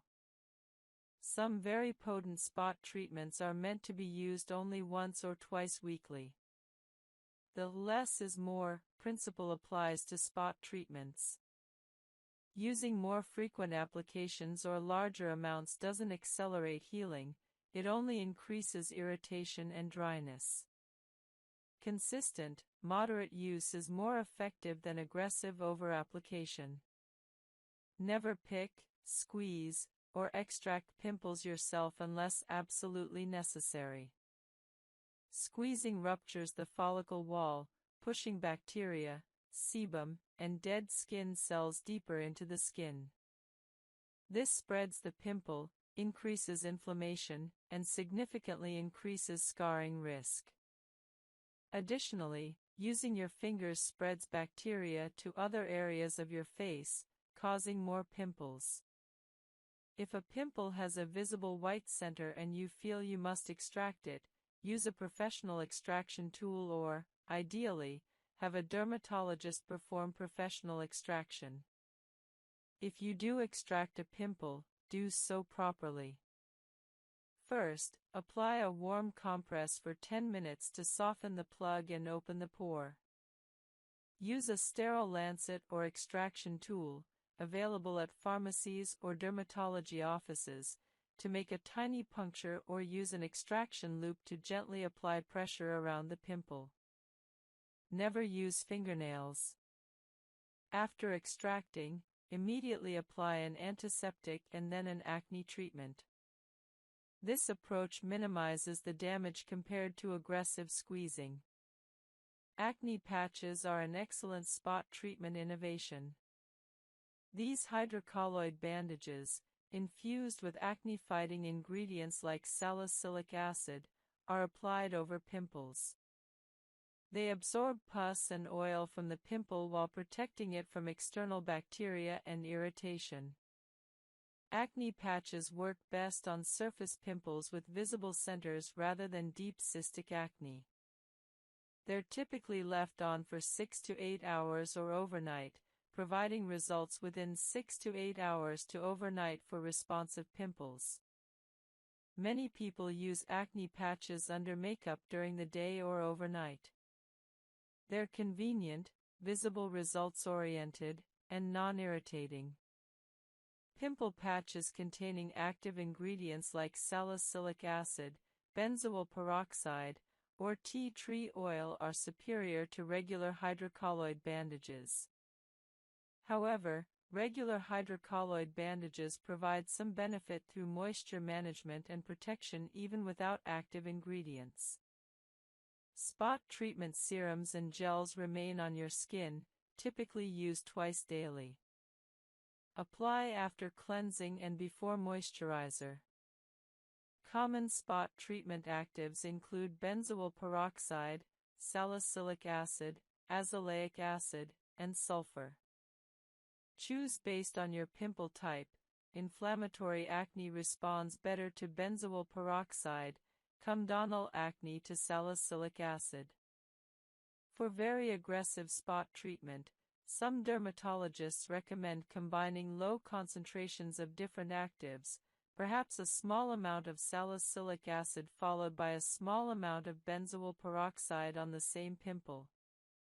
However, This should only be done if your skin tolerates it well and should be used sparingly. For most people, one spot treatment at a time is appropriate. Sulfur spot treatments are often overlooked but can be highly effective, particularly for inflammatory acne and sensitive skin. Sulfur has been used in dermatology for over a century and has proven antibacterial and anti-inflammatory properties. Some people find sulfur more tolerable than benzoyl peroxide or salicylic acid. Intralesional steroid injections administered by dermatologists are the gold standard for large, painful cystic acne. A small amount of steroid is injected directly into the cyst, causing it to deflate and heal within days. This prevents the cyst from persisting for weeks or months and significantly reduces scarring risk. If you have large cystic acne, ask your dermatologist about this option. Common mistakes with spot treatments include starting with too strong products, using them too frequently, using too much product, expecting overnight complete resolution, or abandoning consistency after just a few days. Spot treatment works best with realistic expectations. A moderate pimple treated consistently for 3 to 5 days should flatten and improve noticeably. Large cystic pimples take longer and may require professional intervention. Guide 10. Strategic moisturizing for acne-prone skin, hydration without triggering breakouts. One of the most common and damaging myths about acne is that people with acne shouldn't use moisturizer. This myth causes countless people to have dry, irritated, sensitive skin that's actually more prone to acne. Proper moisturizing is absolutely essential for acne-prone skin, and understanding how to moisturize without clogging pores is critical. The reality is that acne-prone skin, especially if you're using acne treatments, desperately needs moisturizer. Here's why. When your skin is dehydrated, it compensates by producing more sebum. This excess sebum actually worsens acne. Additionally, most acne treatments, salicylic acid, benzoyl peroxide, retinoids, cause dryness and irritation. Using moisturizer counteracts these side effects, allowing you to continue treatments without excessive discomfort. Finally, properly hydrated skin has a stronger barrier function, which improves overall skin health and actually reduces acne. The key to moisturizing acne-prone skin is selecting appropriate products. Look for moisturizers specifically formulated as non-comedogenic, meaning they don't clog pores. Most people experience slight redness that resolves within hours. Superficial peels are appropriate for mild acne, texture concerns, and maintenance. Monthly superficial peels combined with home treatments provide excellent acne management. Medium-depth peels penetrate into the dermis, providing more dramatic results but requiring more recovery. These use higher acid concentrations, 35 to 50% glycolic acid, TCA at 25 to 35%, or combinations, and require 3 to 5 days of significant peeling and flaking. Medium peels are appropriate for moderate acne, significant scarring, and hyperpigmentation. Results are more dramatic than superficial peels but carry higher complication risks. Most people perform medium peels quarterly rather than monthly. Deep peels penetrate deeply into the dermis, providing maximum results but requiring significant recovery time. These use very high acid concentrations, TCA at 50% plus, or phenol. Recovery takes weeks, and results are essentially permanent in terms of skin transformation. Deep peels carry significant risks and are rarely performed for acne specifically, being more appropriate for severe aging or significant scarring. Most dermatologists reserve deep peels for carefully selected cases. Laser treatments use focused light energy to treat acne, scarring, and pigmentation. Different wavelengths target different structures. Ablative lasers, CO2, 𝒂𝒄𝒊𝒂𝒂𝒍, remove skin layers through vaporization, providing maximum results but requiring weeks of recovery. Non-ablative lasers penetrate without removing skin, requiring less recovery but multiple treatments. Fractional lasers treat portions of skin, leaving untreated skin to support healing, requiring less recovery than full laser treatment. For acne specifically, fractional non-ablative lasers are most commonly used. These provide acne improvement through collagen remodeling and pore minimization without severe downtime. Typical treatment plans include 4 to 6 treatments spaced 4 to 6 weeks apart. Results appear gradually over months as collagen remodels. Fractional laser is excellent for acne scarring, pore size reduction, and texture improvement. Cost is typically $300 to $800 per treatment. Blue light therapy uses specific light wavelengths, around 415 nanometers, to kill acne-causing bacteria. Treatments are painless, require no downtime, and are suitable even for sensitive skin. Most treatment plans include 8 to 12 treatments performed twice weekly. Blue light is particularly valuable for antibacterial acne treatment without systemic antibiotics. Cost is typically $75 to $150 per treatment. Photodynamic therapy, PDT, combines a photosensitizing agent, topical aminolevulinic acid or methylaminolevulinate, applied to skin with subsequent light activation.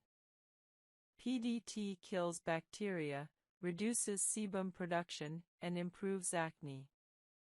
Treatments are followed by 24 to 48 hours of photosensitivity and significant redness. Results are dramatic but require recovery time. PDT is reserved for severe acne resistant to other treatments. Radiofrequency, RF, treatments deliver radiofrequency energy deep into skin, stimulating collagen, reducing sebum production, and improving acne. Multiple treatments are necessary, typically 4 to 6 treatments spaced 3 to 4 weeks apart.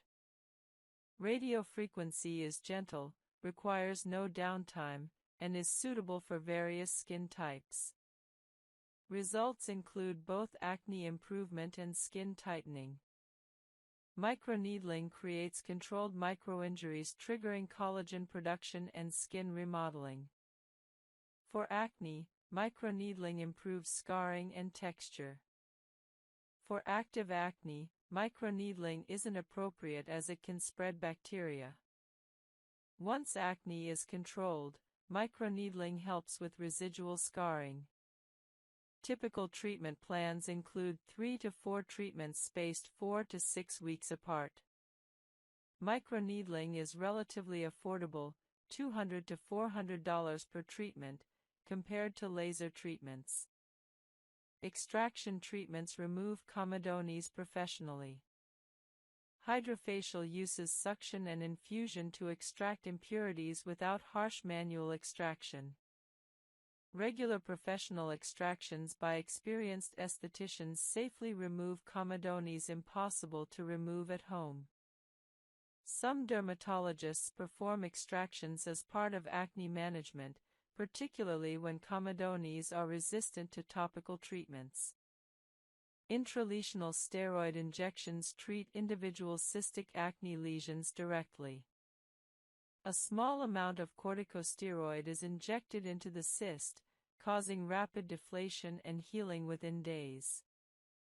This prevents cysts from persisting weeks or months and dramatically reduces scarring risk. cost per injection is typically $25 to $75. This is not a treatment for widespread acne but rather for occasional large cysts. When considering professional treatments, assess treatment suitability for your specific concerns. Is your issue active acne, scarring, texture, or some combination? Different treatments address different concerns. Realistic expectations are essential. Even professional treatments require multiple sessions and gradual improvement over months. Budget considerations matter. Professional treatments can be expensive. Discuss your goals, budget, and expectations with your dermatologist. Combination professional approaches often yield best results. Monthly superficial chemical peels combined with quarterly fractional laser treatments, for example, address multiple aspects of acne and scarring simultaneously. Your dermatologist can recommend an appropriate combination for your specific situation. Guide 16. When to see a dermatologist, recognizing acne severity and treatment failure. Knowing when to seek professional dermatological help prevents prolonged acne suffering, psychological distress, and permanent scarring. Several clear indicators suggest you should see a dermatologist. Severe widespread acne covering large areas of your face and body warrants dermatological evaluation. Extensive acne suggests a need for systemic treatment beyond what topical treatments typically achieve. Dermatologists can prescribe oral medications, hormonal treatments, or isotretinoin, Accutane, for severe cases. Numerous cystic acne lesions, particularly if they're large, painful, and prone to scarring, require professional intervention. Cystic acne rarely responds adequately to topical treatments and often requires intralesional steroid injections, oral antibiotics, or other systemic treatments. Treatment failure after 8 to 12 weeks of consistent appropriate treatment suggests your acne requires professional intervention. If you've conscientiously followed a good skincare routine with proven treatments like benzoyl peroxide, salicylic acid, and retinoids for 8 to 12 weeks without significant improvement, your acne likely requires prescription treatments or systemic medications. Rapid acne onset or sudden severe acne worsening in adults may indicate hormonal imbalances, medication side effects, or other medical conditions. Professional evaluation can identify underlying causes and recommend appropriate treatment. Women experiencing sudden severe acne should be evaluated for PCOS or other hormonal disorders. Acne causing significant psychological distress, depression, anxiety, or social withdrawal warrants professional intervention regardless of acne severity. Mental health impacts justify professional dermatological treatment. Acne with signs of infection, increasing warmth, swelling, pus drainage, fever, requires prompt medical attention. These signs may indicate infection beyond typical acne and require professional assessment and possibly antibiotics. Acne concentrated on your body, back, chest, shoulders, and resistant to typical acne treatments may indicate fungal acne or other skin conditions requiring professional diagnosis and treatment. Concerns about permanent scarring or hyperpigmentation justify professional consultation. Early professional intervention can prevent or minimize scarring through aggressive treatment or appropriate professional therapies. During a dermatology visit, be prepared to discuss your acne history, previous treatments tried and their results, family history of acne, recent lifestyle changes, menstrual history, if applicable, and medications or supplements you take. Bring photos of your acne at different stages if possible. Discuss your specific concerns, whether you're most worried about current acne, scarring, or overall timeline to clear skin. Your dermatologist can prescribe prescription-strength treatments unavailable over the counter. Prescription retinoids, tretinoin, adapalene, tazarotene, are more powerful than over-the-counter retinol. Prescription antibiotics, oral doxycycline, minocycline, or topical clindamycin, treat bacterial acne. Spironolactone manages hormonal acne in women. Isotretinoin, Accutane, is a last-resort powerful medication for severe acne resistant to other treatments. Your dermatologist can identify acne triggers specific to you and recommend appropriate prevention strategies. They can also recommend or perform professional treatments like chemical peels, laser therapy, or extraction that aren't accessible outside dermatology. Finding a good dermatologist matters. Ask for referrals from your primary care doctor, friends, or family. Check online reviews and credentials.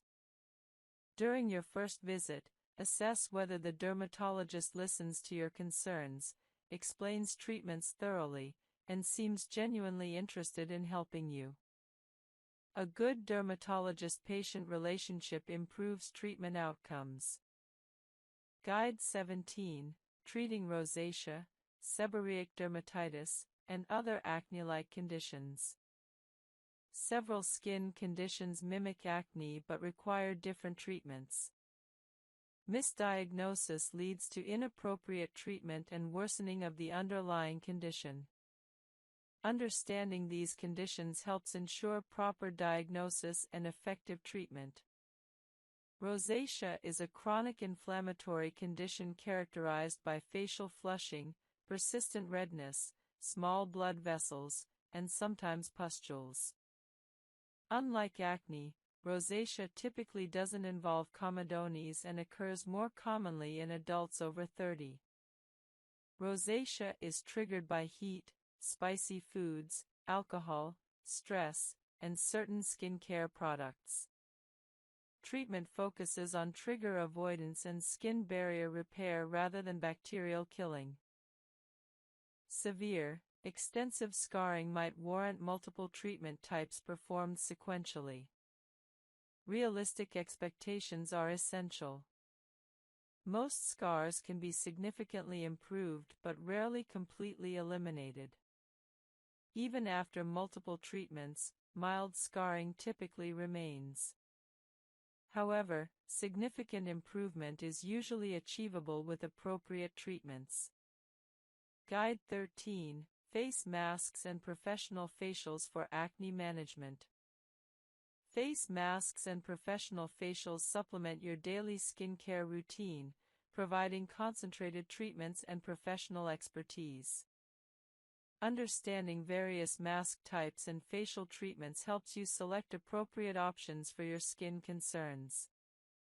Clay masks absorb excess oil and impurities, making them ideal for oily, acne-prone skin. Green clay and kaolin clay are particularly effective.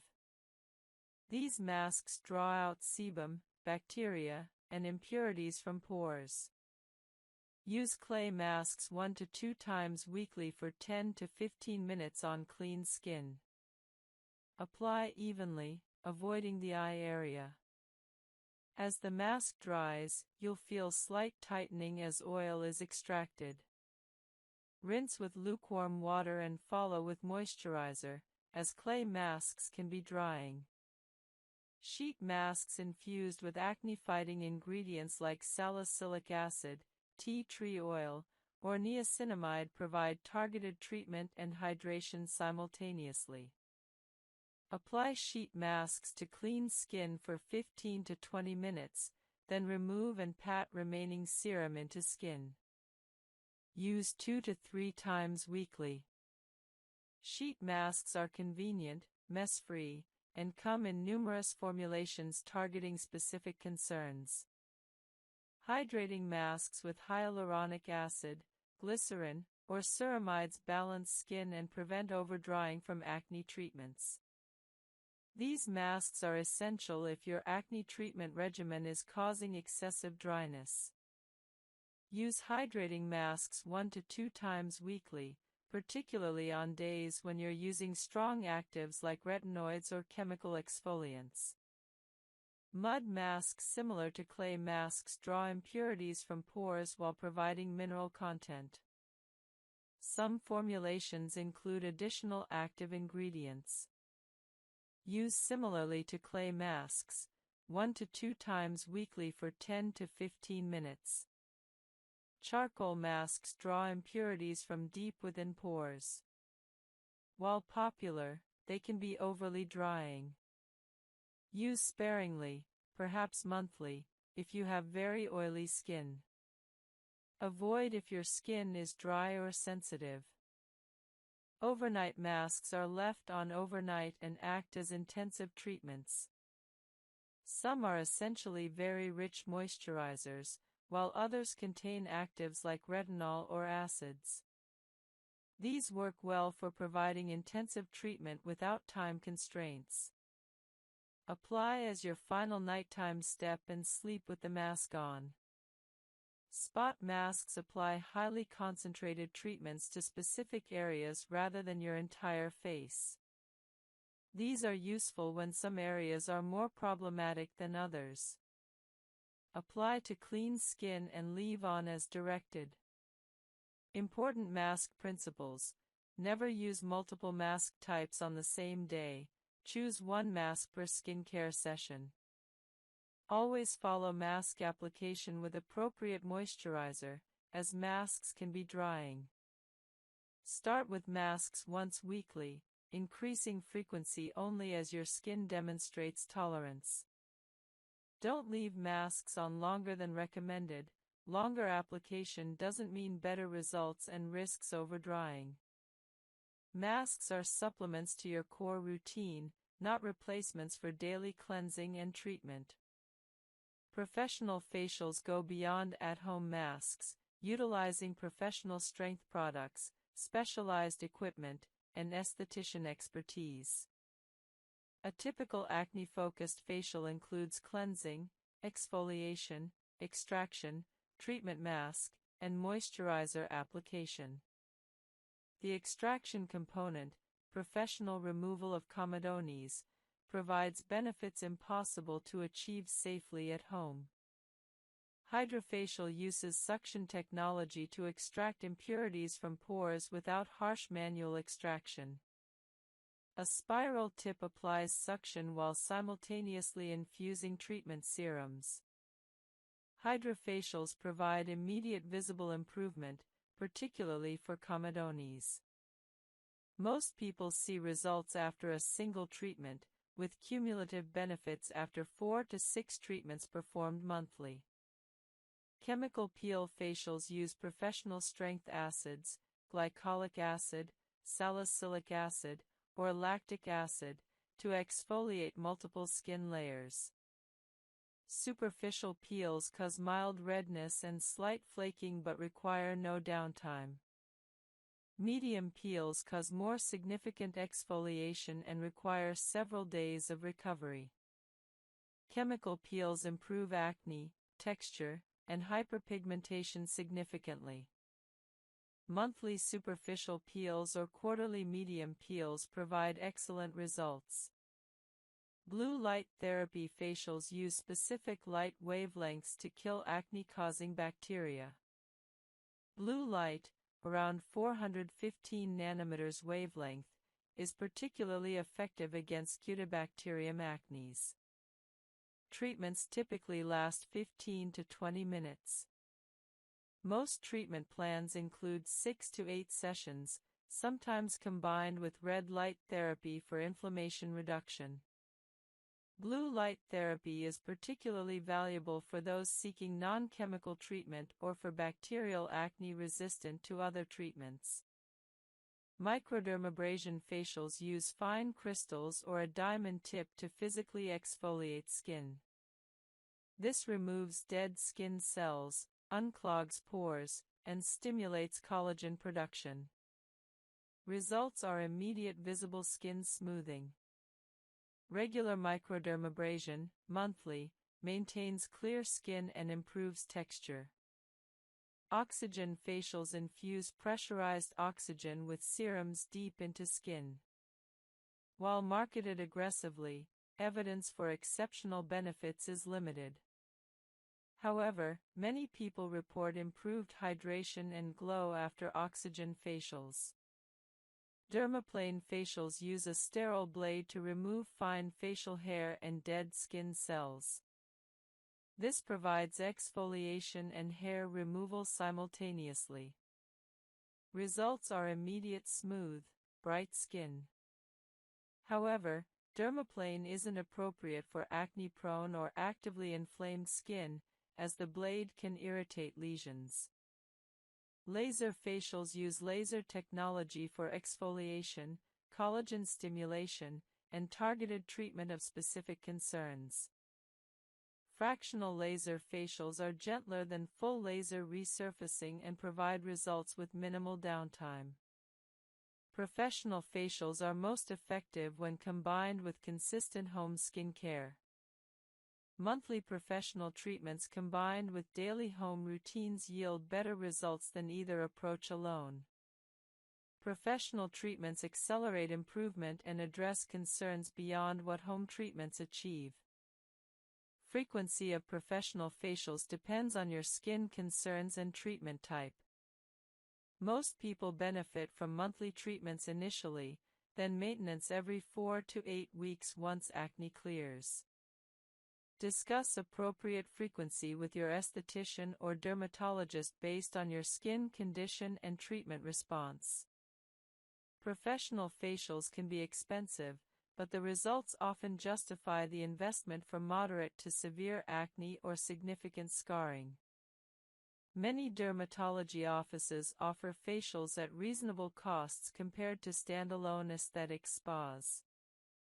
Guide 14, Diet, Nutrition, and Lifestyle Changes for Clear Skin. While skincare products are essential for acne management, what you consume and how you live profoundly affects your skin. Understanding dietary and lifestyle factors allows you to address acne from internal and external angles simultaneously. High glycemic foods spike blood sugar rapidly.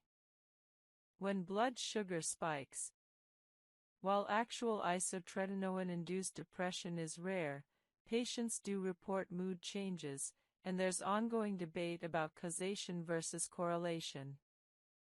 Patients with personal or family history of depression should discuss this risk carefully with their dermatologist. Many dermatologists don't prescribe isotretinoin to patients with untreated depression or psychiatric conditions, or do so with additional psychiatric monitoring. Isotretinoin can cause temporary initial acne worsening, flaring, as sebaceous glands adjust and dead skin cells are shed. This flaring is temporary and can be managed with topical treatments or low-dose oral corticosteroids in severe cases.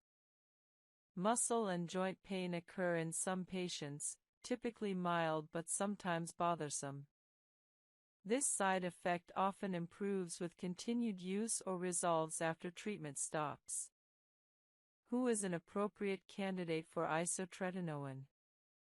Severe nodular acne with risk of scarring is the classic indication.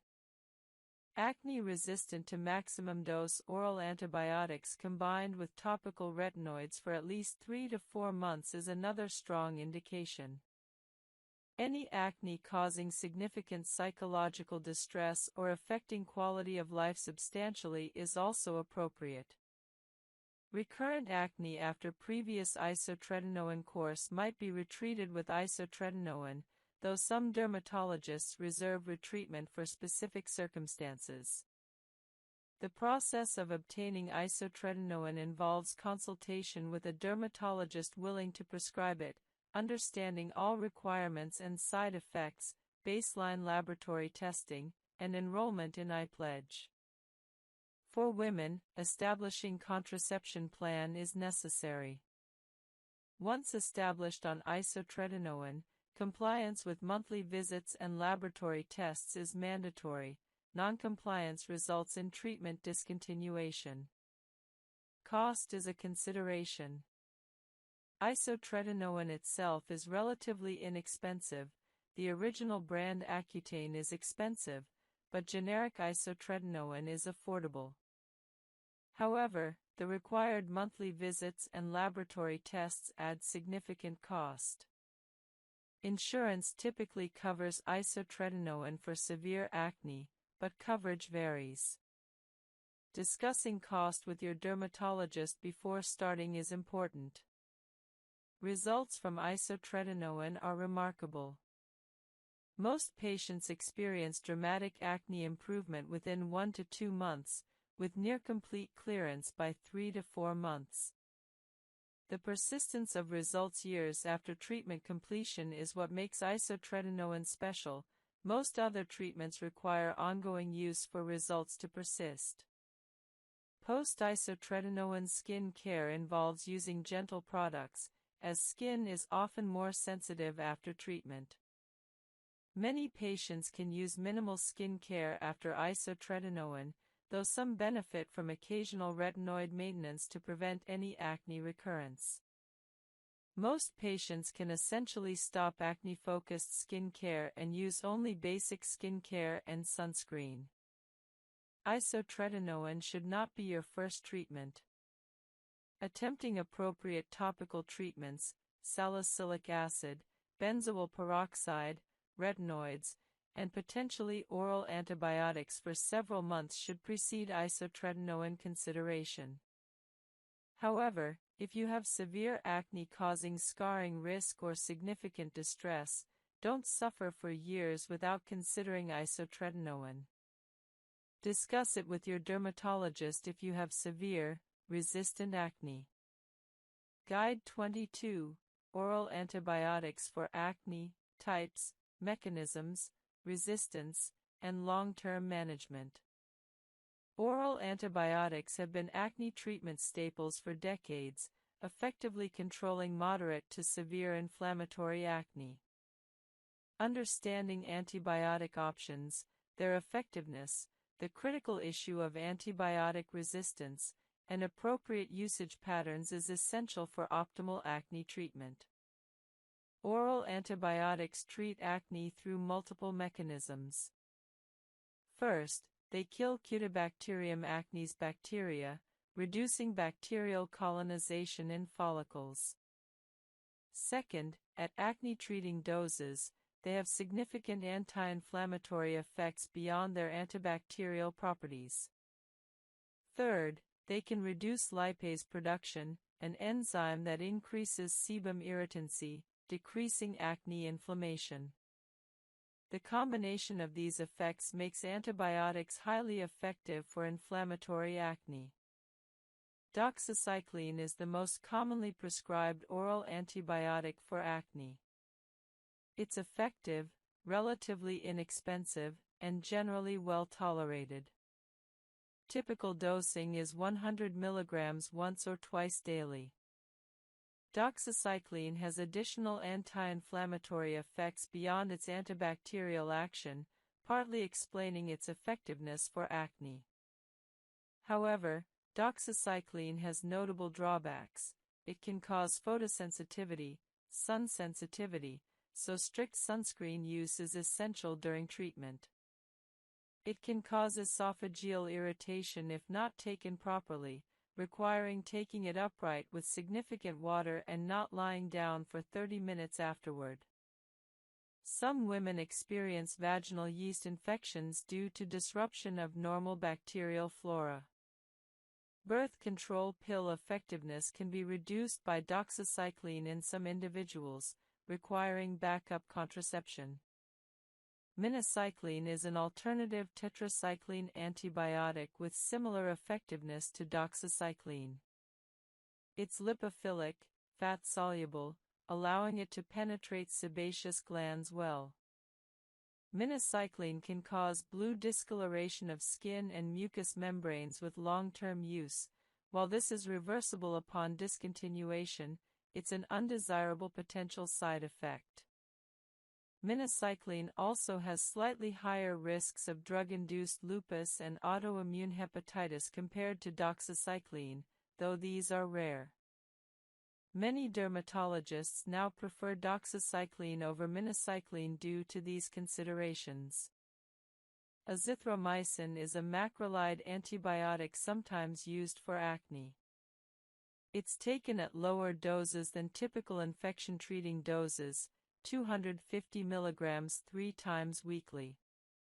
Azithromycin has strong anti-inflammatory effects. However, Cutibacterium acnes resistance to azithromycin is increasingly common, making it less reliable than tetracyclines. Azithromycin is often reserved for patients who cannot tolerate tetracyclines. Trimethoprim sulfamethoxazole, TMPSMX, is a combination antibiotic occasionally used for acne, particularly in patients who cannot tolerate tetracyclines. However, it's less effective than tetracyclines and has higher allergy rates, limiting its use.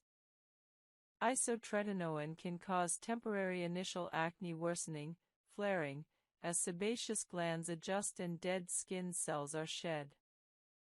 This flaring is temporary and can be managed with topical treatments or low-dose oral corticosteroids in severe cases. Muscle and joint pain occur in some patients, typically mild but sometimes bothersome. This side effect often improves with continued use or resolves after treatment stops. Who is an appropriate candidate for isotretinoin? Severe nodular acne with risk of scarring is the classic indication. Acne resistant to maximum-dose oral antibiotics combined with topical retinoids for at least 3 to 4 months is another strong indication. Any acne causing significant psychological distress or affecting quality of life substantially is also appropriate.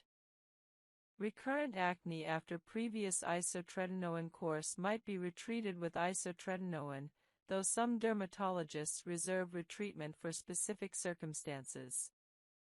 The process of obtaining isotretinoin involves consultation with a dermatologist willing to prescribe it, understanding all requirements and side effects, baseline laboratory testing, and enrollment in 𝑦𝒏𝒏𝒔𝒊𝒏𝒈.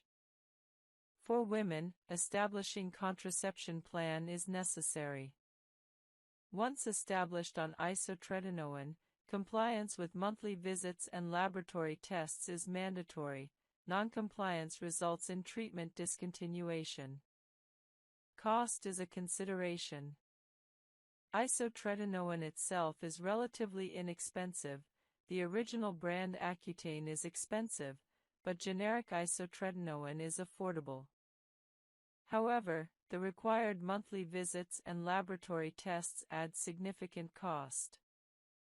Insurance typically covers isotretinoin for severe acne, but coverage varies. Discussing cost with your dermatologist before starting is important. Results from isotretinoin are remarkable. Most patients experience dramatic acne improvement within 1 to 2 months, with near-complete clearance by 3 to 4 months. The persistence of results years after treatment completion is what makes isotretinoin special.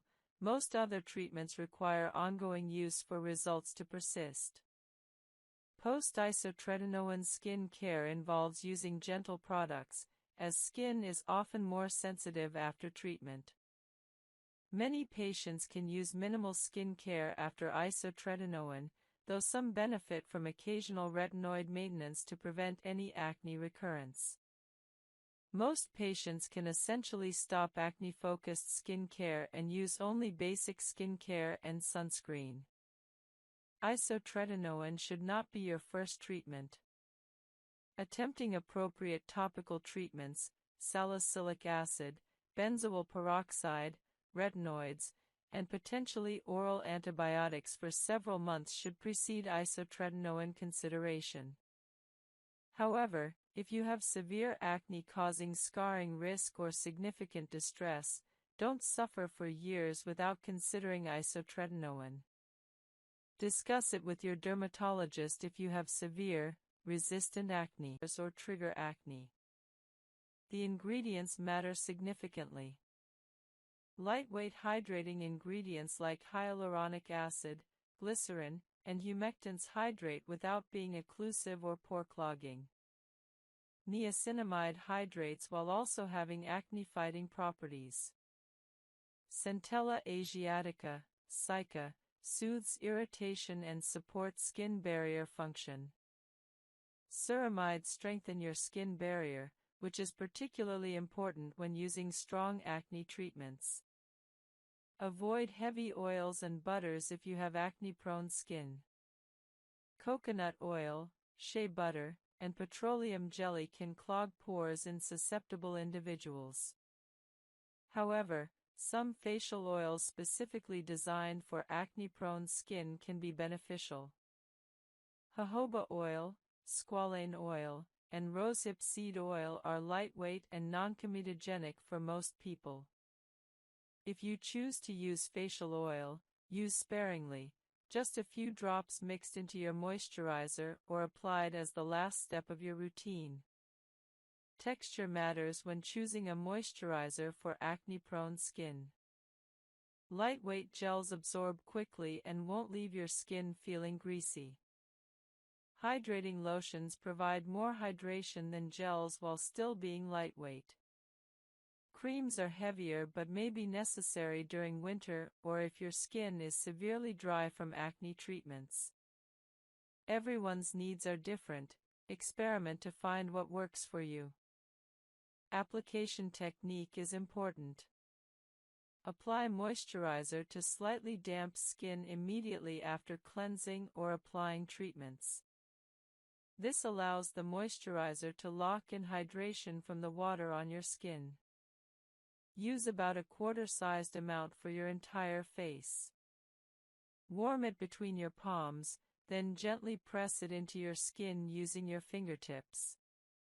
Don't rub or massage aggressively, as this can irritate acne lesions. Daytime and nighttime moisturizing might differ. During the day, use a lightweight gel or lotion moisturizer that won't make your skin feel greasy under makeup or throughout the day. Many people use a sunscreen as their daytime moisturizer since sunscreen provides hydration and protection simultaneously. At night, you can use a slightly richer moisturizer if desired, though many people use the same moisturizer day and night. If your skin is very dry from acne treatments, you might use the layering or sandwich method.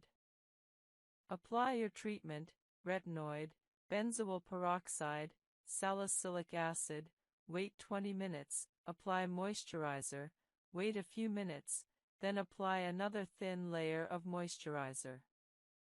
This significantly reduces irritation and dryness while maintaining treatment efficacy. In winter or dry climates, increase moisturizing frequency or richness.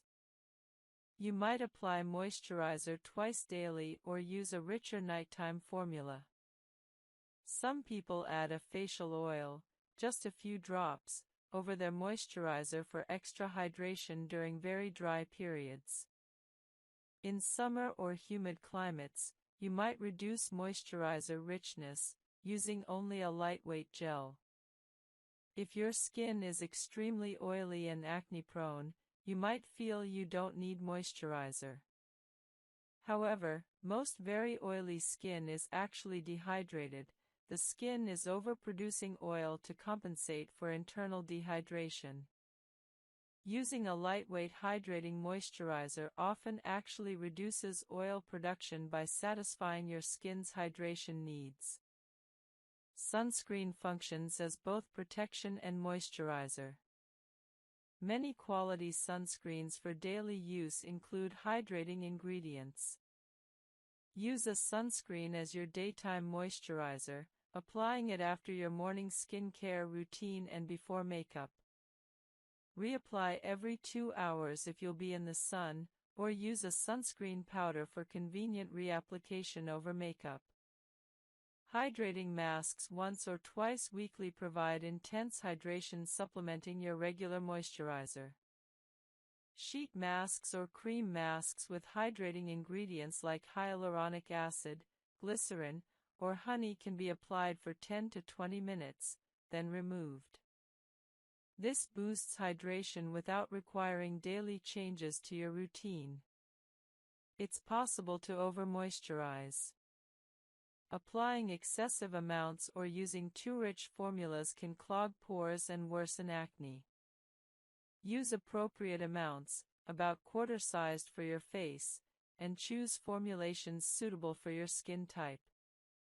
If your acne worsens after starting a new moisturizer, discontinue it and try a different product rather than assuming moisturizer itself is the problem.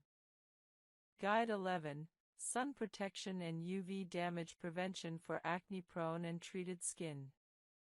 Sun protection is non-negotiable for anyone with acne or using acne treatments, yet it's frequently neglected. Understanding UV damage, sunscreen types, and proper application is essential for protecting your skin from damage while treating acne.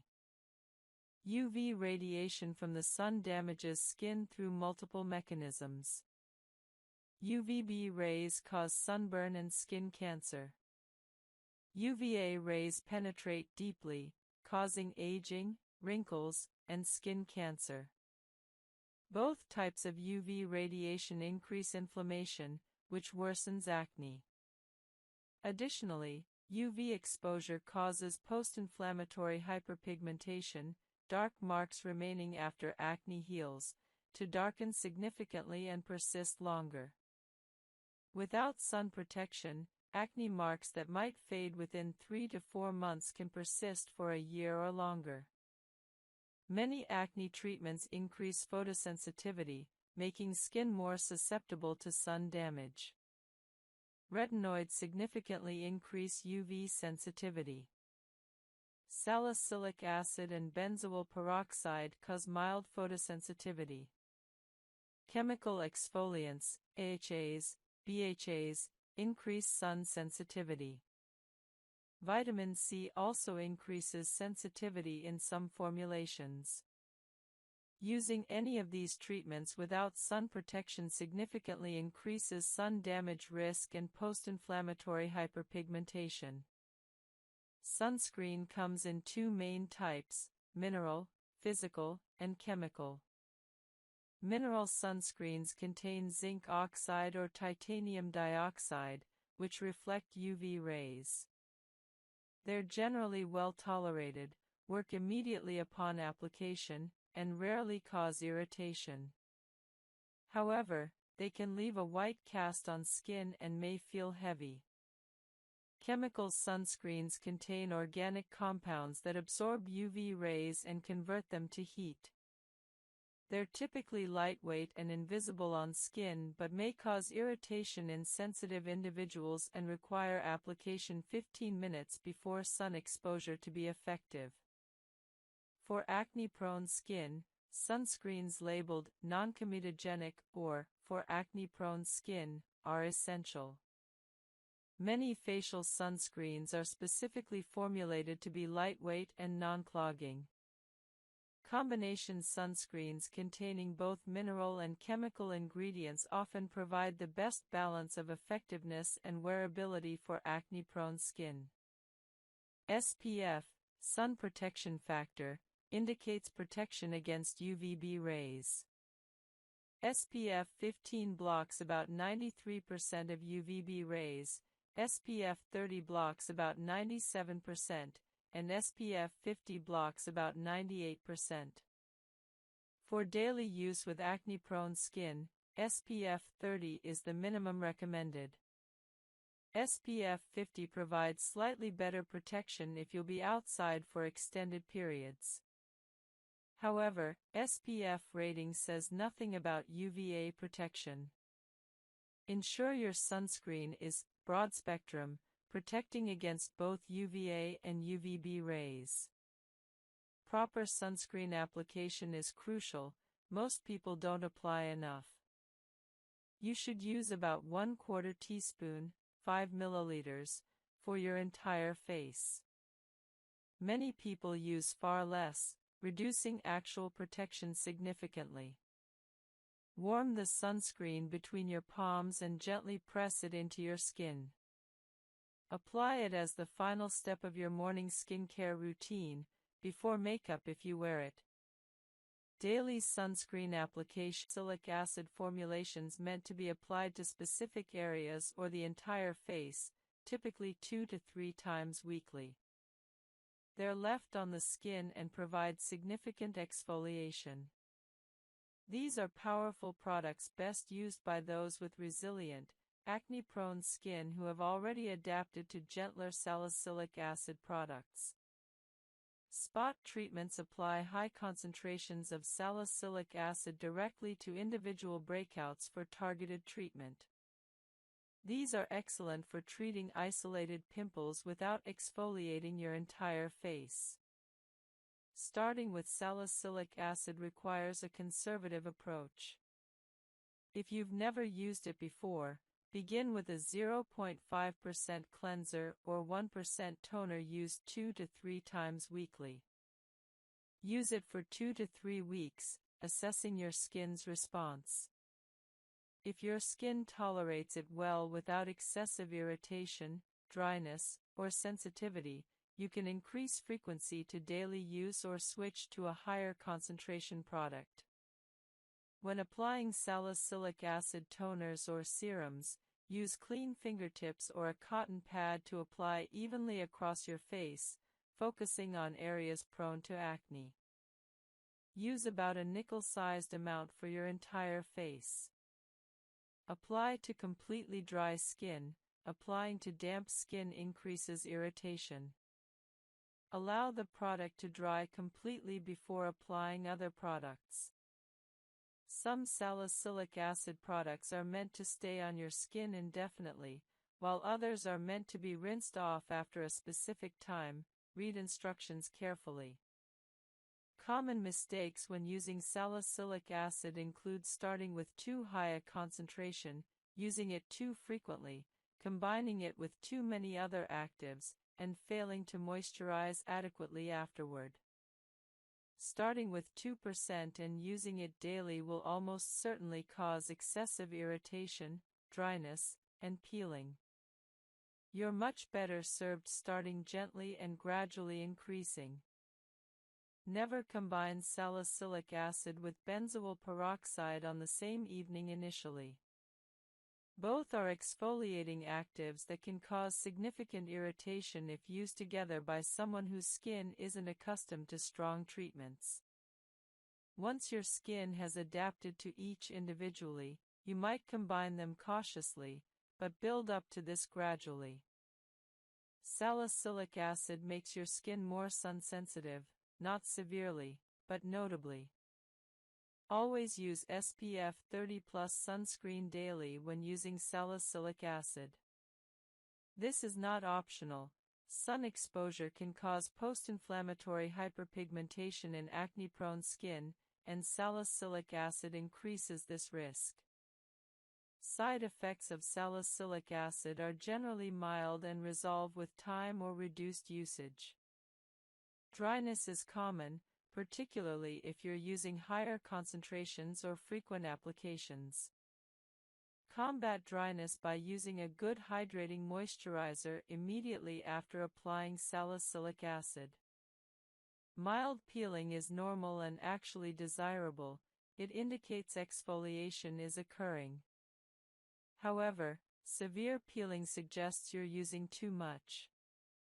Slight irritation and redness may occur initially but typically resolve within 1 to 2 weeks. Some people experience temporary worsening of acne as impurities are brought to the surface, but this purging phase is usually short-lived.